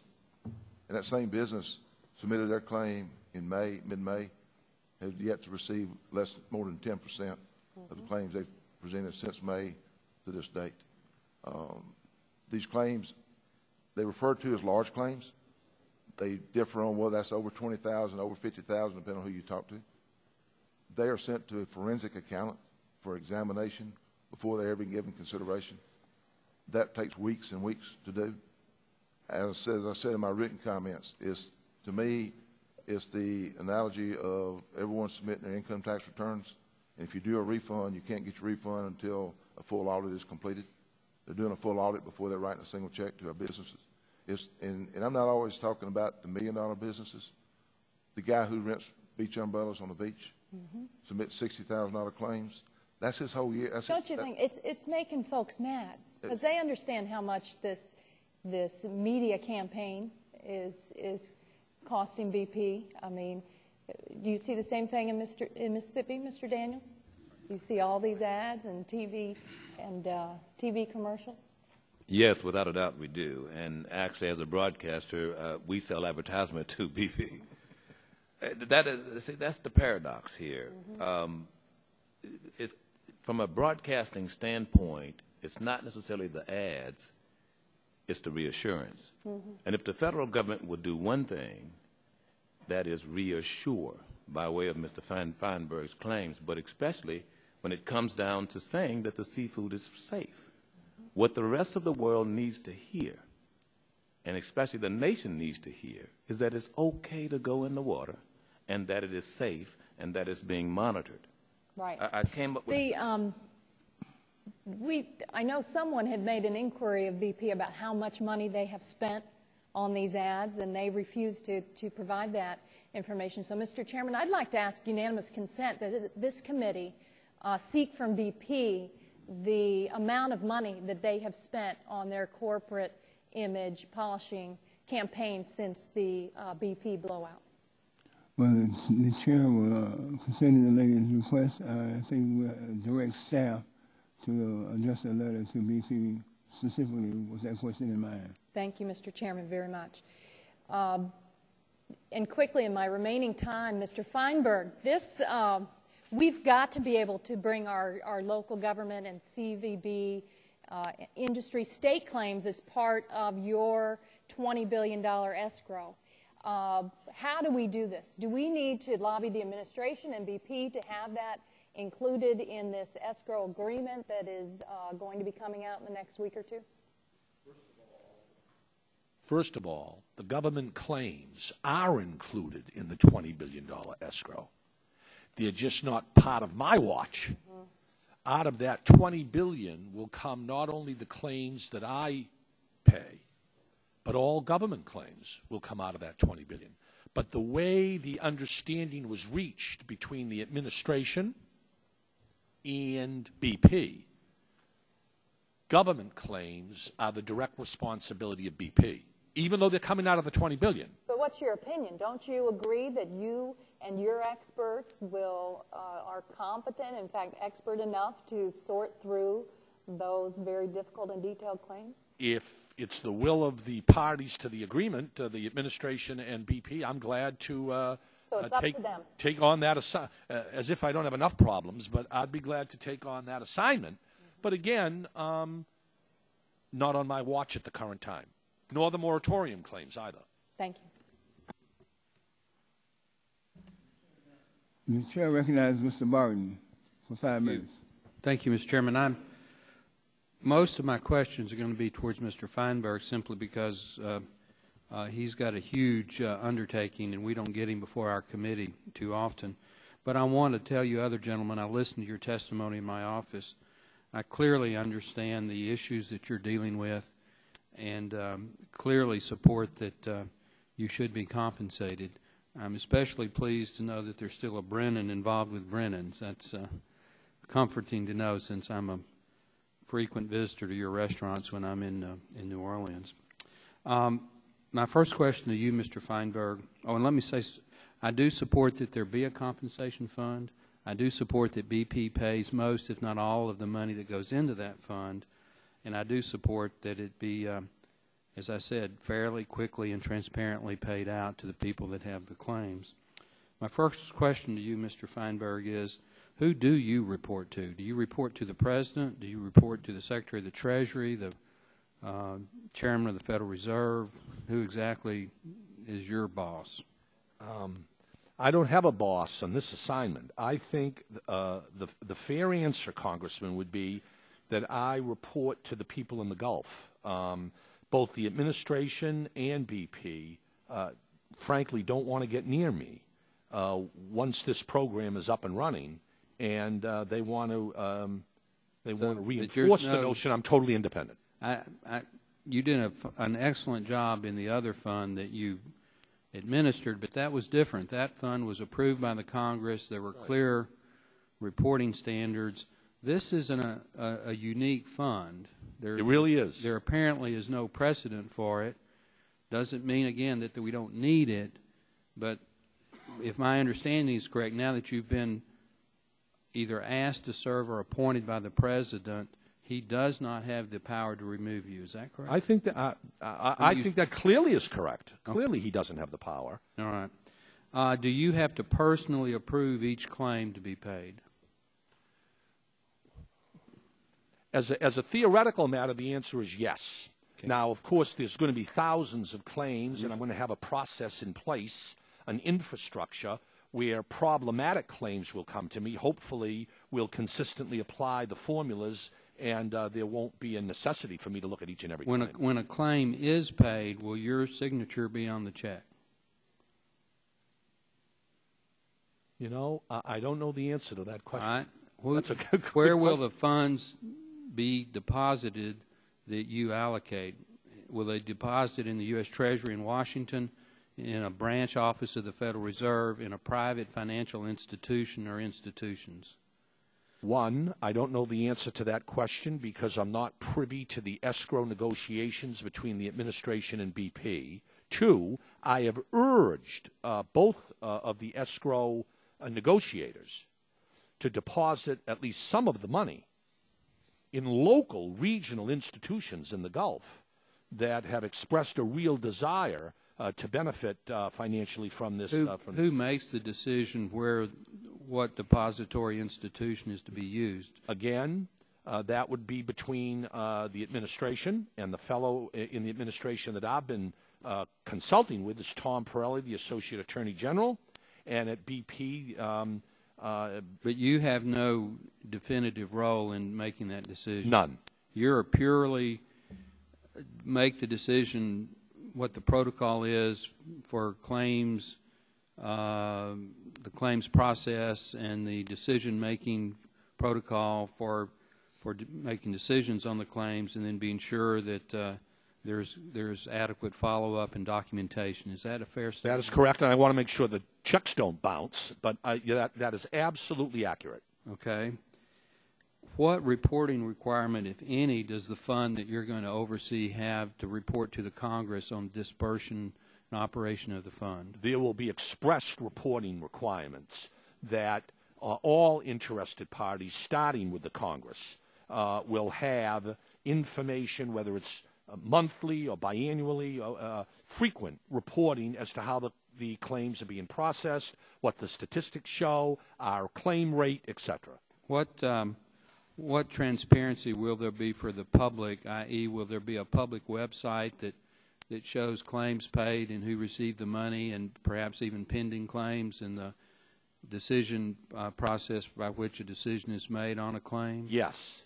Now, we've got to be careful, as we were with the 9/11 fund, that we don't disclose under the umbrella of transparency individual names or private information, proprietary business information. But I'm completely in agreement with you, Congressman, in your question, that we've got to have a transparent database from which people can review how we're doing and what our strengths and weaknesses have been. I have one more, Chairman. one more question, Mr. Chairman. I know that my time has expired.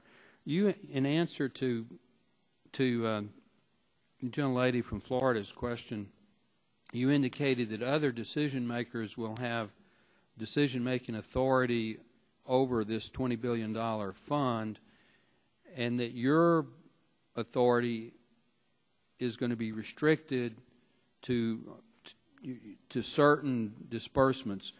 Do you make decisions on compensation for oil and gas workers who've lost their jobs? Yes. Not the moratorium rig workers, though. I understand that. For fishermen, yes, and seafood, food. All processors. individuals, all private businesses, no government claims. Okay, so the government claims the decision maker is BP. Well, I wouldn't think we would allocate to them what government official would oversee their decision. No, I mean, I think the government official will send a claim for reimbursement, for cleanup, or for lost tax revenue or whatever to BP for processing. That's currently the plan. Mr. Chairman, will we have the ability to ask written questions for responses from the panel? Chair, we'll address that issue once I know my time's expired, and I appreciate the Chair's consideration. I thank you for your answers, Mr. The Chair now recognizes Mr. Chakowski for 5 minutes. Thank you, Mr. Chairman, and I want to thank all the witnesses. You know, I was listening to and looking through all the testimony here, and I think that it would be good for example, for Mr. Daniels' questions. He asked a number of questions to be included among those that we present as our own questions. I think they're very important, and that he deserves those answers, and so that we should include that in the questions. Those will be included in the written questions that we would submit to the witnesses. Thank you. I also wanted to ask about the suggestion, I think it was Mr. Dow's suggestion, that the government incentivize do an incentive for people to do tourism in the region. Was that you or Mr. Malone? It was me. It was part of 3 points of $500 million to get the perception, get the right information out, and incentivize people. Well, exactly what does that mean? What does incentivize? There's several things that can be done. They've been done in the past. The Commerce Department runs trade missions. There could be incentives where they don't charge for those missions to get more people here. There's opportunities to give meal tax deductions, or some tax things have done. There's many things that have been done in the past throughout areas that will give people an advantage by going to an area and an incentive to do so. And we've got a list of them in that roadmap for recovery, ma'am. Thank you. And I think, Mr. Feinberg, you may have answered this, but Mr. Malone said that he's personally spoken with a large number of business owners who have yet to see a single payment, particularly the larger ones. Are you suggesting that they refile when you're up and running, or no? They won't have to refile at all. We will assume responsibility for those claims and accelerate them as quickly as possible. As Mr. Malone has pointed out to me, and Governor Riley in Alabama has pointed out, we don't want to reinvent the wheel by requiring people to refile. Okay. Mr. Feinberg, Mr. Overton was talking about the damage that has been done, even though there is no oil at all. That's still true at his resort. This is clearly on the water, and so is his business eligible then for compensation from the fund? His business is eligible insofar as he has a claim where there's been no visible damage to the beach.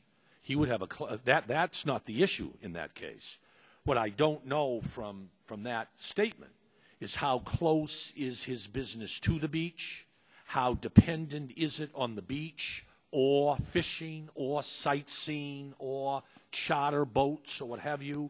So it is the facts surrounding the overall claim that are going to be critical in deciding eligibility in something like that. Yeah. This perception question is really hard to get your arms around, but may be the biggest source of damage long term. Am I right, Mr. Brennan? Did you want to comment on that? Well, no, I think the best example is to look at Hurricane Katrina and the impact on New Orleans, the perception of the city as a damaged brand. And I think you as a member of Congress understand perception, and we have to overcome that. And just like BP is running these ads trying to change the perception of their company, we need to do a similar thing to change the perception of the hospitality and tourism industries along the Gulf Coast. Whose responsibility do you think, Mr. Feinberg, or is it everybody's, to proactively address this issue? Well, I think it's BP's responsibility. I think BP's done some things, nothing to do with me. They clearly haven't done enough. They've spent some money, I believe. What I read in the newspapers, they've spent some money promoting tourism in the Gulf, but others know better than I about that. I'll address that. BP initially spent $70 million, $25 million for the state of Florida, $15 million for the 3 other states. Requests have been denied by the governor of Florida and by about 10 Gulf Coast communities. Not denied. They have not received any other information. The governor of Florida was denied. The other communities have not heard anything back. And the challenge is it's $70 million, and as I stated earlier, very little of that has actually got to marketing. I think one of the most important things this committee, the BP, could do is isolate the funds and say, let's get experts working on this, and let's be sure they do the job. And I believe the gentleman to my right could do a terrific job overseeing that because he's proven himself. Thank you. Yes, I thank all of you for your efforts, Mr. Feinberg. You and good luck on all your work. If I could, Mr. Chairman, just a point of personal privilege. I have spent vacations many summers on the panhandle of Florida and these sugar white sand beaches, which is, of course, the lure, and the notion that both the beaches would be despoiled, but also that the reputation of this area would be hurt is just so painful. I can only imagine how it is to all of you. So I thank you for being here. Mr. Stearns is recognized for 5 minutes. Thank you, Mr. Chairman. Mr. Feinberg, the question would be, who's going to pay the salaries of the employees that you hire to implement this program and disbursement of the $20 billion? BP. BP. Who? And how many employees do you think that you'll expect? Can you extrapolate from your 9/11 experience? Well, with 9/11, which was a relatively, thank goodness, a relatively modest claim cohort, right, we had 475 employees. BP, in paying out $230 million so far, has hired about 1,500 at 35 claims offices throughout the Gulf region, including, I think, 7 in Florida. Yeah. I'm now putting together a budget for the Gulf Coast Claims Facility. I think we probably won't need that many people, but I'll know more about that in the next week or two. I understand. So it's roughly going to be 1,500 or less in your... Correct. And these employees will be paid by BP, the BP funds. That's correct. And the salary structure, is this going to be something like the private sector or the government sector, or the private sector, the government sector? Again, the deputy administrator of the fund, Camille Byros, who's setting up the budget, she'd have a better handle on that, but I can certainly get you that information. In 9/11, did you use, what standard did you use for salaries? In salaries, we used Price Waterhouse had a contract with the Department of Justice that used largely private salaries. Okay. I have here, I think it's a 4-page claim form that BP used for commercial fishermen. I noticed on their form it does not have a notary public on it, and it's just that people can fill it out. Do you intend to use the same form, or are you going to come up with your new form? New form. New form. Okay. And I noticed that with BP that 43% of the claims are still waiting payment. So that means, are you going to take over and inherit all those 43%? And does that mean that these people who supposedly haven't got claim, is lack of information, are you going to follow up on that? Yes, we will not require people to refile. Now, that 43% figure, I'm not sure that figure is accurate. Okay. Because BP apparently has counted as a claim somebody who makes an inquiry and gets a claim number and never fills out the form. So I'm not sure. I got to get a handle on that data. Okay. Let me just give you a statement and ask if you agree with this. Do you think everybody should get reimbursed no matter where they're located if they can prove loss of income because of this spill? No. Okay. No. Because, you know, a family could say, I'm in Tennessee, they're going to go to Pensacola. They say, we're not going to go to Pensacola, we're going to go to Tampa. And then the gas station on the interstate could say, well, golly, I just didn't get that family Tennessee, and make that claim. So, I mean, how are you going to work this so that it's a fair thing? I have to listen to these experts that are at this table, like Mr. Malone. And Mr. Malone, in a very careful presentation, laid out for me sort of the proximity, the zone where there's the greatest direct impact, and said, Mr. Feinberg, in that zone in Alabama, that is the zone that is the most directly impacted. Tourism. These are the restaurants, the motels, the other sites. And with input from experts, I will try and answer that very question as to what's the proximity where it's most likely that a claim should be deemed eligible. Mr. Feinberg, under 9/11, did you have anybody, accounting firm, come in and look at what you did?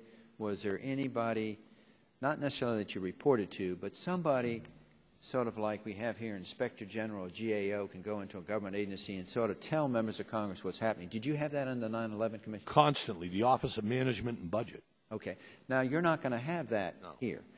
Don't you think you would even want to have an Inspector General or a claims adjuster or somebody that could oversee this and report back to Congress on what you're doing instead of you reporting back on what you're doing yourself? Don't you think, I mean, I would think I would like to have somebody checking up on me just to make sure that I get the cross the dots. I love that idea. I think we're going to do that. Now, we will have a separate question related. What about, I've heard this from various congressional committees, what about fraud? Right. What about the problem of fraud? Not so much auditing as just fraudulent claims. Right. The Department of Justice Criminal Fraud Division's working with us directly. You'll refer them to the Department? Absolutely. We'll have an internal, retained anti-fraud expert working within the facility to audit and check for fraud.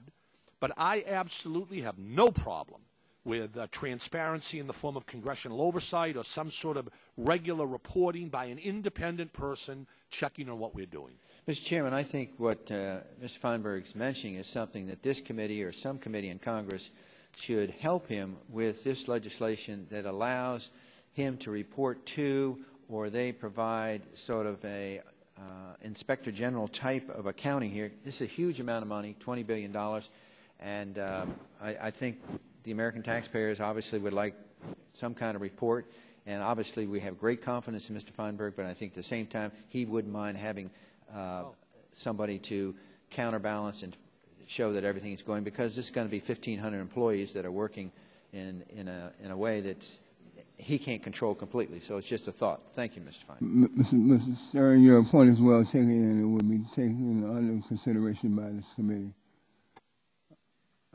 Now we recognize Mr. Green of Texas, recognized for 5 minutes.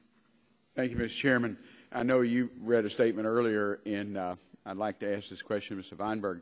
We know BP's paid about over $200 million in emergency payments, and the committee's heard complaints about the BP's claims process. And Mr. Malone describes the process as erratic and somewhat convoluted and at times dysfunctional. I think that could probably apply to Congress in some cases.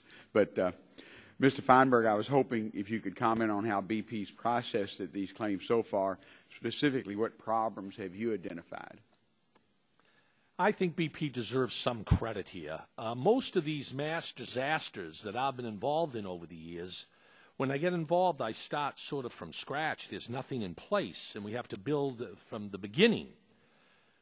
While I am rushing to set up this facility in just a few weeks in August, BP continues to pay claims. Now, the problem is that, as my fellow witnesses have pointed out accurately, BP is quick to pay the individual wage loss claims.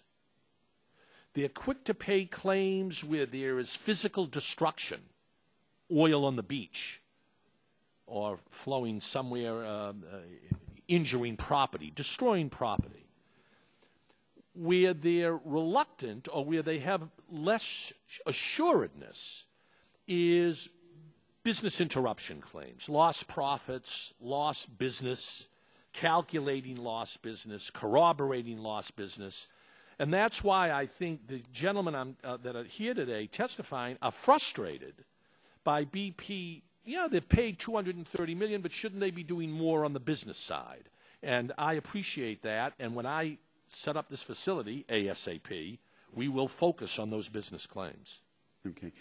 And so your testimony earlier that the claims will be actually what BP's doing, you're monitoring those, and they're coming to you now instead of BP directly. They will be in the matter of weeks, and I'll accelerate the payment of those claims. Okay. And how do you plan to staff a Gulf Coast claims facility? We'll keep the people that are there now, we'll train them with the new facility. We'll keep those that we like. Okay. We will hire additional local vendors and local people in the 5-state area as needed, and we'll set up this new infrastructure in a matter of weeks. We're doing it now, actually. Okay. Mr. Malone, do you have any response to that? I know compared to Louisiana and Mississippi and Alabama and obviously the Gulf Coast, the Florida upper coast, have you seen the payments getting better and more response? As Mr. Feinberg said, the small payments to the individuals have been fairly routine matters. The payments to businesses that are in excess of 50,000, 100,000 and up, excess of $1 million, have been extremely difficult to obtain. Is it because the documentation is harder to show? Very sporadic. There have been some spells where they have written some companies some large checks rather quickly. Other companies have been waiting nearly 3 months for their first check. Okay. Well, coming from where I am, and obviously we were concerned about Galveston a couple of weeks ago, but not that we don't have tar balls on a regular basis, but that wasn't the issue. And I know in Southeast Texas, but my concern too is if each of you could comment not only on the BP's response, but also the impact of the moratorium, the hard 6 months moratorium we're seeing on whether it be Alabama, Mississippi, or Louisiana. And what are you seeing on that? And those folks, except for the workers, they probably are allowed compensation if you're laid off of a rig. Could you comment on that? You talking to me or Mr. Feinberg?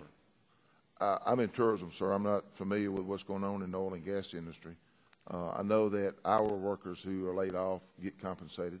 They go to the state unemployment office, and what that doesn't pay them, they get money from BP. Okay. I'm just not familiar with the oil and gas industry and what's going on with their workers. If a rig worker was laid off as a direct result of the moratorium, BP agreed to set aside $100 million, not part of the $20 billion, a separate fund of $100 million just for moratorium rig worker claims. Has that been pretty widely advertised, particularly in Louisiana? My colleague from Melanson, that would do it, because I have folks in my own district who work offshore. I have not heard, but the fear is that they're not going to be able to continue to work. I think it's been fairly well publicized, and BP is now deciding where to deposit that $100 million, which will be earmarked only for unemployed moratorium rig workers. Okay. I know I'm out of time. Do you know how much of that $100 million has been expended? I don't think any of it yet. I don't think it's been deposited yet to pay out those claims. Okay. Thank you, Mr. Chairman, for your patience. Dr. Gingrey is recognized for 5 minutes. Mr. Chairman, thank you very much. We have spent most of the morning listening to our witnesses and asking questions, and of course most of the questions and the testimony is around the issue of how we're going to get paid. And of course everybody looks at Mr. Feinberg. Of course he's got a tremendous job and responsibility in seeing that that's done in a fair and equitable way. And it's important, and you brought out the fact that that time is of the essence. I think Mr. Feinberg may have said that. The others of you have said, well, gosh, you know, I think Mr. Overton talked about Florida, and even though there are no tar balls washing up on the beaches, the effect on the economy because of perception. And we talk about individuals, rig workers, and fishermen, and people that, you know, have these direct claims. They're going to get processed real quickly. But the small business men and women across the country, the husband and wife that owned the Motel 6, you know, maybe 100 miles, 70 miles, I think was mentioned, from the coast that are suffering because they depend on when all those motels along the coast are full in peak seasons. Thank goodness they call up their friends 70 miles away and say, have you got a vacancy? I mean, how many of us know when we traveled to Florida years ago with our parents that you just drive miles and miles and miles trying to find, and all you saw were these blinking neon signs that said no vacancy, and you'd have to go 70 miles inland. So, you know, there's a huge problem, and Mr. Feinberg, it probably extends a lot further than we realize today as far as economic losses. I want to real quickly, you know, Rahm Emanuel, the Chief of Staff of the President, was credited with making a statement, well, let no crisis go to waste. Now, from the political perspective, on our side of the aisle, we would say that's deplorable. But from a policy statement, if that's what he was talking about, then in fact I would agree that we should not let a crisis go to waste, and we should make an attempt to make lemonade out of these lemons, this huge lemon of the oil spill in the Gulf of Mexico. And you know what I think should be done? I'd love your opinion on it. The President in the State of the Union address said, you know, we're going to take $30 billion of the TARP money, the unspent TARP money. We forced, in fact, the 9 or 10 largest financial institutions in the country to take that money even against their will. But it's been paid back, not completely, but to a large extent. And the President said, let's take $30 billion of that money and let's give it to, let's recapitalize the small banks and help them make loans, because small businessmen and women can't borrow the money that they need to stay afloat. Wouldn't this be a great opportunity for the federal government to listen to the President and to actually follow through on this and get money available to small community banks, not just in Florida, all along the Gulf Coast. Indeed, Georgia has 120 miles of coastline. In Florida and Georgia are two of the states that are seeing banks close every week on Friday. You know, on Saturday morning, you look to see, you know, which community bank is going under. And all these jobs are lost as a result of it. All these small mom and pops that invested $5, $10, $15, $25,000 to start that bank, to be part of the startup, raise $15 million or whatever, that money is totally wiped out. This would be a great opportunity to turn lemons into lemonade, and to get that money in the hands of these small banks so that these businesses that are waiting on Mr. Feinberg to adjudicate their claims would have money to stay in business. I'd like, Mr. Feinberg, we start with you, but I know this is not y'all's area of expertise, but you're all bright men and you know what I'm talking about, and we need to get this conversation going. Am I safe if I say worthy of consideration? How about damn worthy of consideration? Mr. Dow? Yes, Mr. Gingrey, I think it's a admirable thought. When you talk about small businesses, you look at the Gulf Coast, it is probably almost all small businesses. New Orleans has big hotels and big companies. But you look at this Gulf Coast, this is made up of people who have relationships with these small banks. People know they've got their records and all that, versus the larger banks. And I think it's all small business. And the other thing, I also think this is a phenomenal opportunity. There will be another hurricane. There will be another tsunami. There will be another earthquake. And this is an opportunity for us to set in place how we deal with these disasters so we don't have to reinvent the wheel. And that's why I think this marketing fund we've talked about is so critical. And we can use this over and over again. But this is a great opportunity for the government to learn and to really set a process for the future.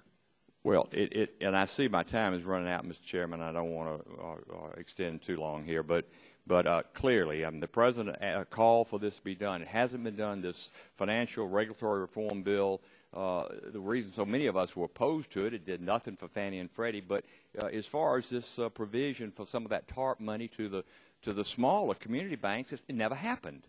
But it's not too late, and we need to really look into this closely, Mr. Chairman. I hope we have an opportunity to discuss it further.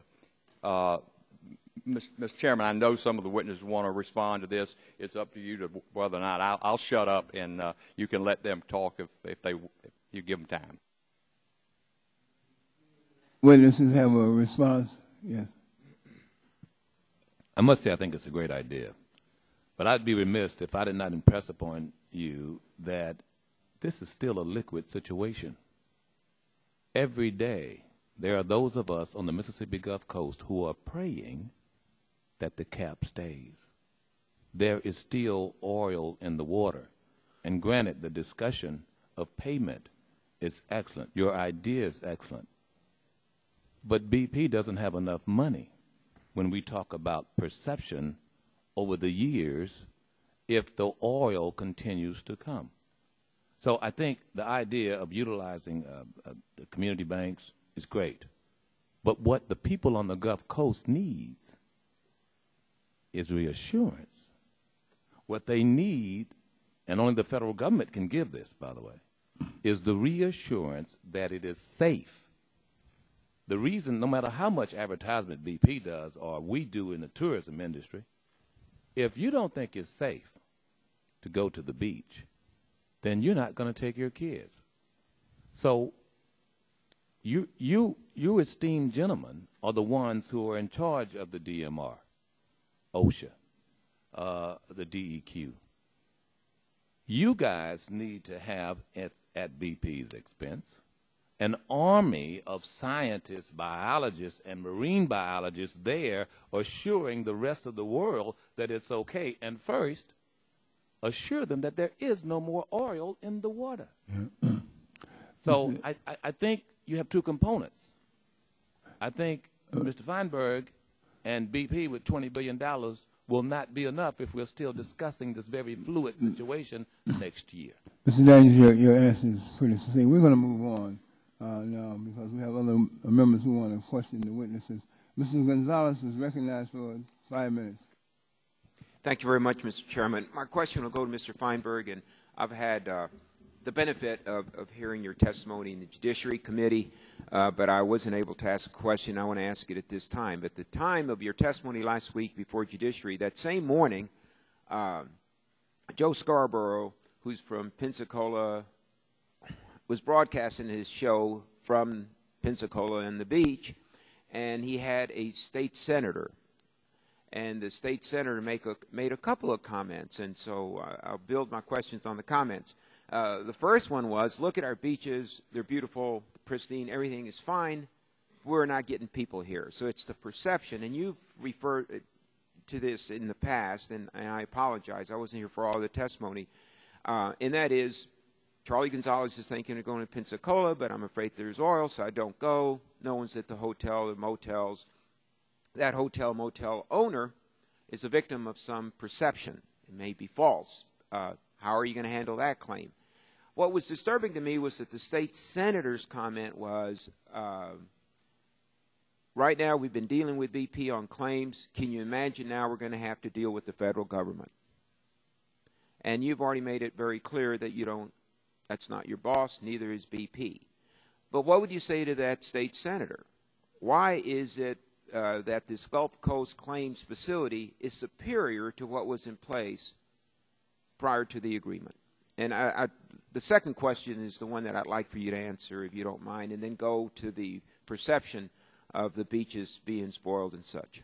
I'd like to think that with the experience that I would bring and the confidence that the President and BP have in selecting me to do this, based on my prior work, in processing mass disaster claims. BP is an oil company, not a claims facility. I'd like to think that we will be able much more efficiently, much more effectively to process claims in a way that will engender the support of the people that I'm trying to help. All the talk in the world won't replace payments and a sense that people have and businesses have that there are actually checks being paid to eligible claimants. So the proof will be in the result in the next month, and I am hoping, with my fingers crossed, that the President's confidence in me and the administration's confidence in me and BP's confidence in me will result in the people in the Gulf having confidence in me so that the program is working and that it's credible. And to the second question, and I don't know, not to prejudge any claims, but what do you do if the perception was that there was oil on the beach when there wasn't, but the businesses suffer? You do not need oil on the beach to have a compensable claim. I want to emphasize this. Florida law may require, I don't know, Attorney General McCollum has a different view and probably the correct view, but you don't need oil on the beach. You don't have to be unable to fish. Perception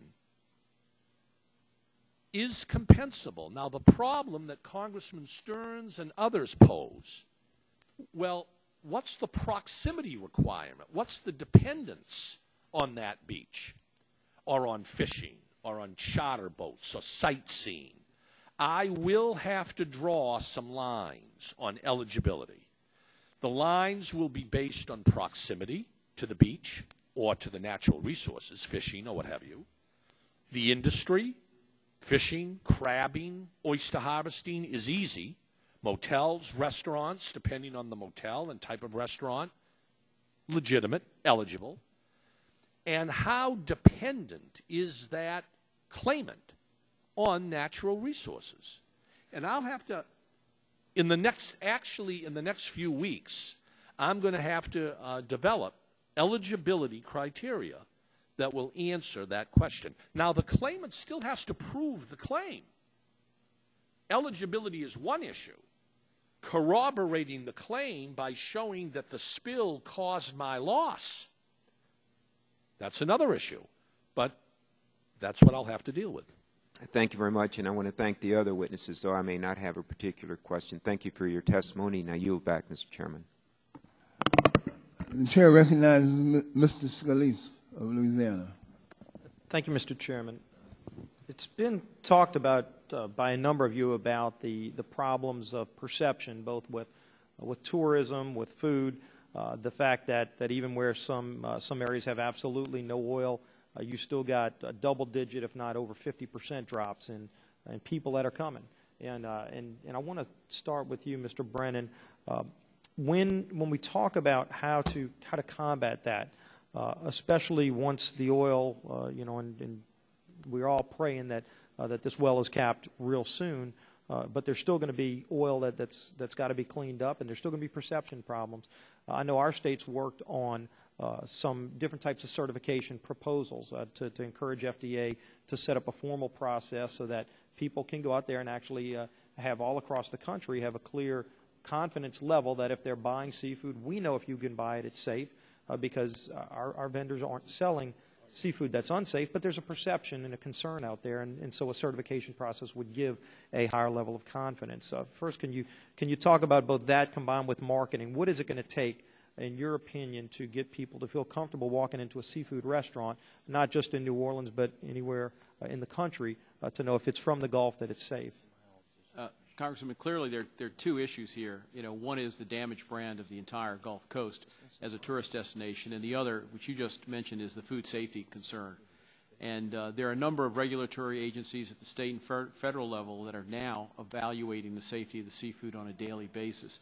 And we need one consistent program that can become sort of the gold standard so that people will feel comfortable. I had an opportunity to have dinner with a lady the other night from Santa Monica, California, and she said she would never eat Gulf seafood because despite what they're saying about it, she still believes that it is tainted in some way. And there are probably many people around the country that feel that way. And there are restaurants around the country that are posting signs saying we don't serve Gulf seafood. So we have a serious issue here, and we need one standard so that the country will feel confident that the seafood that comes out of the Gulf is of the Thanks, quality. Mr. Overton. We'll just go down the line. The seafood industry in general, particularly when you talk about the fisheries of the Gulf of Mexico, have been underfunded for a long time, the research associated with it. And so, back to the earlier comments of how do we bring something good out of this crisis, I think it is an opportunity for us to take some funds and do some measurable data on the water columns, the baselines, and know how many fish we have, how many have been, this class of fish, is it totally destroyed or is it partially destroyed? It'll give us an opportunity to really look at what our data should tell us today. We don't have the funding currently to do that. And if I may, just one other point. When it comes to the perceptions, and Mr. Feinberg may have a comment on this, the complexity that we're faced with now is that we actually lose money in September and in August. We don't make a profit. We make our money in the other parts of the year. So what are we going to do if we don't have a claim paid by then? And by the way, for the record, I'm not aware of any business owner in Florida that's been paid a large claim as of yet. So what are we going to do? Are we going to become servants to the bank and our debt service coverage ratios, which are very important? Those covenants can't be broken. Or do we go lay employees off because we need to make that number? And that's what we're faced with. And I apologize. I've only got a minute and a half left, and I've got a number of other questions. If Mr. Malone, if you can get me a copy of the presentation that you made to Mr. Feinberg, sounds like y'all really put some things together that made an impression on him. Would you be willing to share that with us as well? I'd love to see that too. Can I speak briefly to another question about perception? Real quick, if you can, because I've got some questions for Mr. Feinberg, and I've only got a minute now. Okay. The science community is doing our region a terrible injustice. We tend to believe the EPA, the regulatory bodies, but every week some scientist from some university, it varies, is continually questioning the quality of the water, quality of the air. As long as those questions are out there, these misperceptions are going to be. All right, and I've got to get to my questions for Mr. Feinberg. As you've heard some of these comments from the panelists today, other conversations you had, can you help give them some confidence that when we talk about kind of some geographical limitations, if you've got a restaurant in New Orleans and it's 60 miles away from the point of impact, how are you going to factor that in? I'm going to factor that in. Proximity makes it sort of a per se case. If you're right on the beach, or you're right by the Gulf, by the waters, it's sort of, that's what I mean when I say proximity. It's sort of easy. Yeah. That doesn't mean if somebody has another facility farther away, they're automatically ineligible. We'll take a look at the facts. Okay. Real quick, too, on the escrow negotiations, are you kind of held back on what you can do to start setting up your operation and cutting checks for that to be completed, or can you start before they complete these escrow negotiations? No, I'm not held up. We're on parallel tracks. The sooner the escrow's set up, the better. But meanwhile, I'm going forward setting up the infrastructure. Can you cut any checks before the escrow negotiations occur? No, but I'm confident that by the second week of August, which is already too late, I'm hoping that the escrow should be up and running so that there'll be no inability to cut checks. Okay, and then you said with the $100 million, that's the only place to go for people who work on rigs. There's really no place to go that I've heard of for people that service rigs. Can they go to your fund? Would you pay them out of your fund? And if not, is just unemployment their only option at this point? I don't know about unemployment. I can tell you that unemployed rig workers who are unemployed because of the government's moratorium don't have a claim against the BP. Because once that $100 million is going to run out within 2 months if they start paying on it by any estimate that we've been given. And so once that's extinguished, do they have any recourse other than just going on unemployment? They're still unemployed and there's still a moratorium after 2 months. I'm just suggesting I doubt very much that they would have a claim within this fund. Okay, and then if you can give me offline here the protocols for a review board. As you're setting up a process, if somebody disagrees with your ruling and they want to go to some kind of judicial process, what is that? This is your last Thanks, question. and I yield back. Thank you, Mr. Chairman. All right. The chair now recognizes Mr. Sarbanes of Maryland. Thank you, Mr. Chairman. Thanks to the panel. Mr. Feinberg, I was going to ask you some questions. You say that you're not privy to the negotiations that are going on with respect to the escrow fund. Are you okay with that? Do you think that's better from your standpoint, worse? What's your perspective? I'm neutral. As long as the money is available when the Gulf Coast Claims Facility starts processing claims and cutting checks, that's fine with me. Do your decisions, are they immune from challenge under whatever understandings have been? No. No. So if you and Mr. Malone are talking about the appropriate zone and the government thinks you've drawn the zone too small and BP thinks you've drawn the zone too big, or someone who's on the outside of the zone doesn't agree with your judgment call, are you anticipating that there's going to be some challenge presented to that, or under the structure of this arrangement, is that not challengeable? Neither the government nor BP can challenge my independence. But if an individual claimant, business or an individual, doesn't like my eligibility determination or doesn't like the amount of money that I've awarded, that individual has two choices. The individual can either, or not either, both. First, the individual can seek an appeal to 3 ex-judges or an appellate body that will review my decision.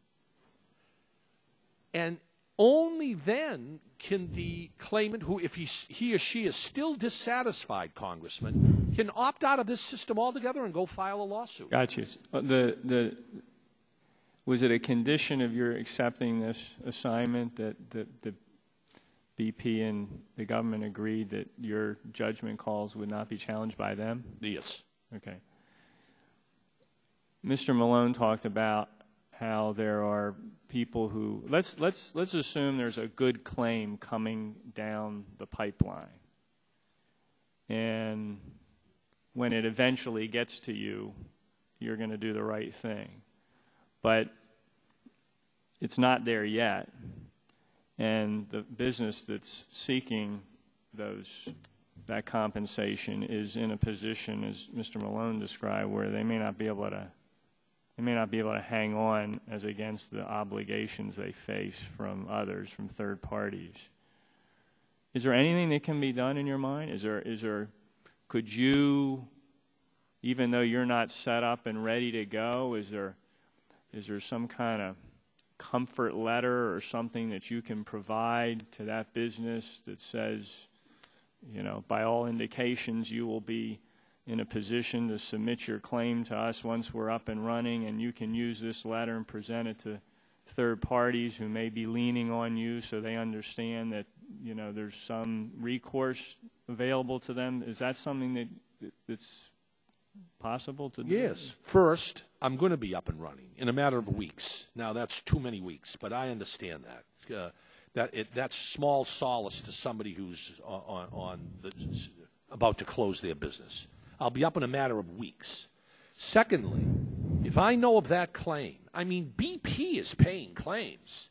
If there's a claim like that I can't wait 2 weeks or 3 weeks for your letter or your promise or your willingness to deal with me.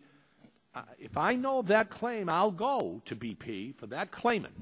I've done this already. Okay. To try and ease that transition. So there is some recourse. I mean, if businesses can be identified that are kind of caught in the switches here, there's a way you can get that in front of BP and say, before it's too late, do something here while we're in this transition period. Okay. All right. Thank you. I yield back my time. The chair recognizes Dr. Burgess for 5 minutes. Well, I thank the chairman for the consideration. Not part of the subcommittee, but I am part of the full committee. Mr. Feinberg, if I understood correctly in your answer to a question Mr. Barton asked, that the framework that is being set up surrounding your administering this fund is actually being done in the White House by an assistant attorney general. Is that correct? The framework setting up my claims facility is being done by me. the framework for setting up the $20 billion escrow fund, my understanding is, because I'm not privy to those negotiations, is between the Associate Attorney General's office and people at BP in Houston. Now, at some point, though, those two universes have to merge. Is that correct? Otherwise, you have a structure with no fund. You got it. And they've got a fund with no structure. That's right. When that merging occurs, will we on the Energy and Commerce Committee be made aware of what that structure looks like and how the fund then subsequently is to be administered? I would think so. You'll certainly be entirely up to date on what I'm doing with the claims facility and how that's working, what the protocol is, how we're drawing on the money. There'll be full transparency as to what I'm doing. Where will well, let me just ask you this. When you worked, 9/11 was before my time, but when you worked administering that fund, for whom were you working?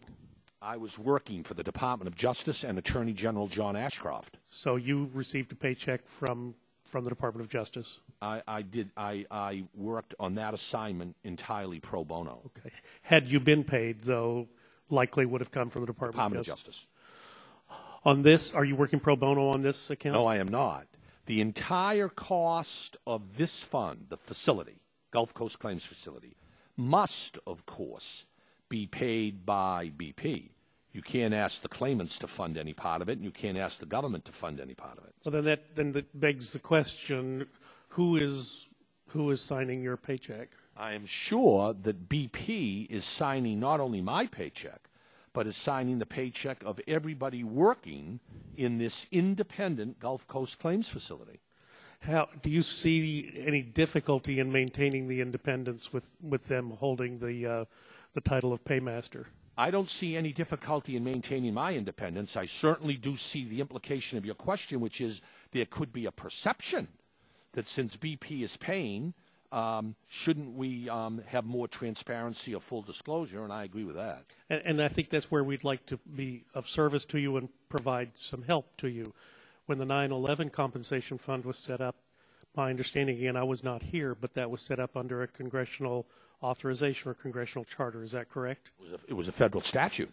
Right, but it was as a direct result of action taken in the United States That's Congress. right. But this is a little different. Very different. There has been no action taken in the United States Congress. So if we invite you, for example, to our Committee on Oversight and Investigations, if Chairman Rush invites you back to this committee, may we expect your attendance? You certainly may, with honor. Well, I will just say, as the ranking member on Oversight and Investigations, and who knows what will happen to the world after November, but as the current ranking member, we will welcome you back, or welcome you to that committee sometime this fall when you actually get funded, to have a visit about how those funds are actually being dispersed. And of course, we also will be terribly interested in how the merging of the structure that you're producing and the funding that is yet to happen. You know, we had a field hearing the 1st of June down at Chalmette, Louisiana. Chalmette virtually destroyed in Katrina, built back, and now they're being destroyed by the oil spill and then subsequently the moratorium. And there was a hotel operator there who talked about how he was keeping his cash flow going by borrowing, and having run a business before, I know it's hard to keep your cash flow going if you're borrowing. And I asked him who was co-signing his loans with him, and he said his wife. I said, well, that's not exactly what I had in mind. I was kind of hoping BP was co-signing those notes with you, and he said no such luck. Are we going to get to a point where that individual or an individual in similar circumstance can continue to maintain their business without facing future financial ruin? That'll be my goal. Thank you, Mr. Chairman, for your courtesy. I'll yield back. The chair recognizes Mr. Millicent for 5 minutes.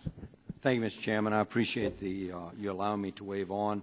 If I would, I'd like to submit a statement for the record since I'm not a member of the subcommittee. Thank you, sir. I'd like to welcome my friend Ralph Brennan with the Restaurant Association. We worked many years ago on a promotion for Louisiana, not only out of Louisiana, but also internationally. And I guess my question to you is, do you remember how many years it took us to build that reputation once we got that fund up and running? Congressman, I don't remember the number of years, but it's a long time. And so we're right now kind of reverting back to where we were, and we're going to have some ability, as well as Alabama, Mississippi, Florida, and Texas, to get that message back out once this Gulf has been cleaned up. So it's a long time coming. Yes, sir. So I guess, Mr. Feinberg, is there any indication from BP of how long they're going to be in this thing, or are they thinking that this $20 billion is the all-to-end-all, and is it going to be the end then?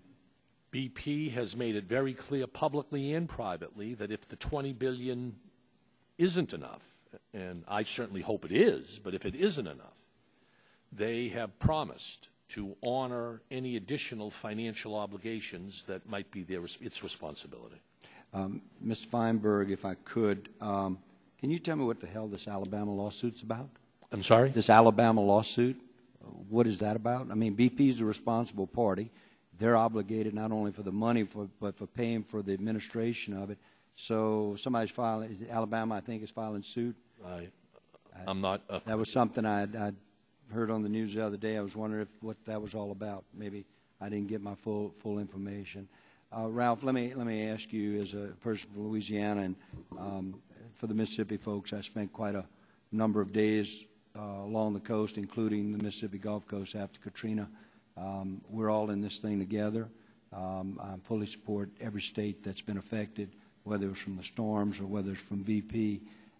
I wasn't here for the opening statement, and I apologize to all of you for that. But, Ralph, is there anything since the discussions have started that has come to your mind that you wish you may have said or you might want to still say while I still have 2 minutes and 30 seconds? Congressman, all I would say is, and I said this in my opening remarks, this is a long-term problem. Unlike Katrina, it was a fixed event. It was over. We knew what we had to do. We don't know the long-term effects of this on especially Louisiana, the tourism industry, and the seafood industry. And so we have to take an approach today, and we have to start today knowing it's going to be a long-term battle. I think you mentioned that earlier. We can't just end this at any date certain. It may go on for many, many years.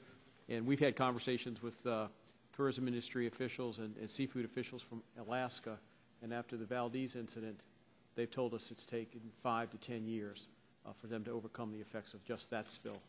As I've mentioned to my colleagues and others that will listen in the media, what our problem is, I guess, Mr. Feinberg, is what we don't see out there in the marshes and the Gulf that are the concerns for us for the future. And that's why, knowing that you fully well see the long term, it's not like a 9/11, we settle and we're done and we walk away. And that's where I may not be around, either because the Lord doesn't wish it for me or whatever, but I just hope that maybe that the people will be made whole in some way, shape, or form. I want to thank the chairman for having this hearing as we continue to move forward to understand the problems that are faced by the people of the Gulf Coast of this country, and hope that whatever we do, the resolve will be such that it will be a model for the future. So, Mr. Feinberg, I pledge you and your folks full cooperation of my office as long as I am in office to help you with this problem. And again, Mr. Chairman and Ranking Member, thank you all for allowing me to wave on to the committee. You're back to balance my time. That said, the chair wants to inform all the members, all the witnesses, that you have been very patient. You have participated and informed this subcommittee far beyond our expectations. But we certainly are appreciative of your sacrifice of your time that you committed to this process. Yes. Mr. Dow, you had a... Mr. Chairman, may I make one statement? One of the more moving and impressive things that I've seen is in September of 2008, you returned to the House on the floor to personally support the Travel Promotion Act, which is now law. Yes. You appreciate, you understand what promotion can do. Yes. Your heroes in being there, but most important, I'm going to ask this committee and Congress if we can move forward and push for a $500 million fund. It is not in Mr. Feinberg's purview, but if we do this, we can limit significantly what is going to be spent in damages and recovery, and you understand that as well as anyone. Thank you, sir. Yeah, the chair does understand, and the chair personally is fully committed to that. However, the committee will take that under consideration and give its intense insight or its intense interest in that, and we will engage in a process to determine what our next step should be. But I want you to know that I do understand. I know how important it is. And the chair, as was indicated earlier, really appreciate all the witnesses for your time. I know that Mr. Feinberg does have a 12:30 deadline that he has to meet in terms of leaving. And so with that in mind, the committee now stands adjourned. Great seeing you.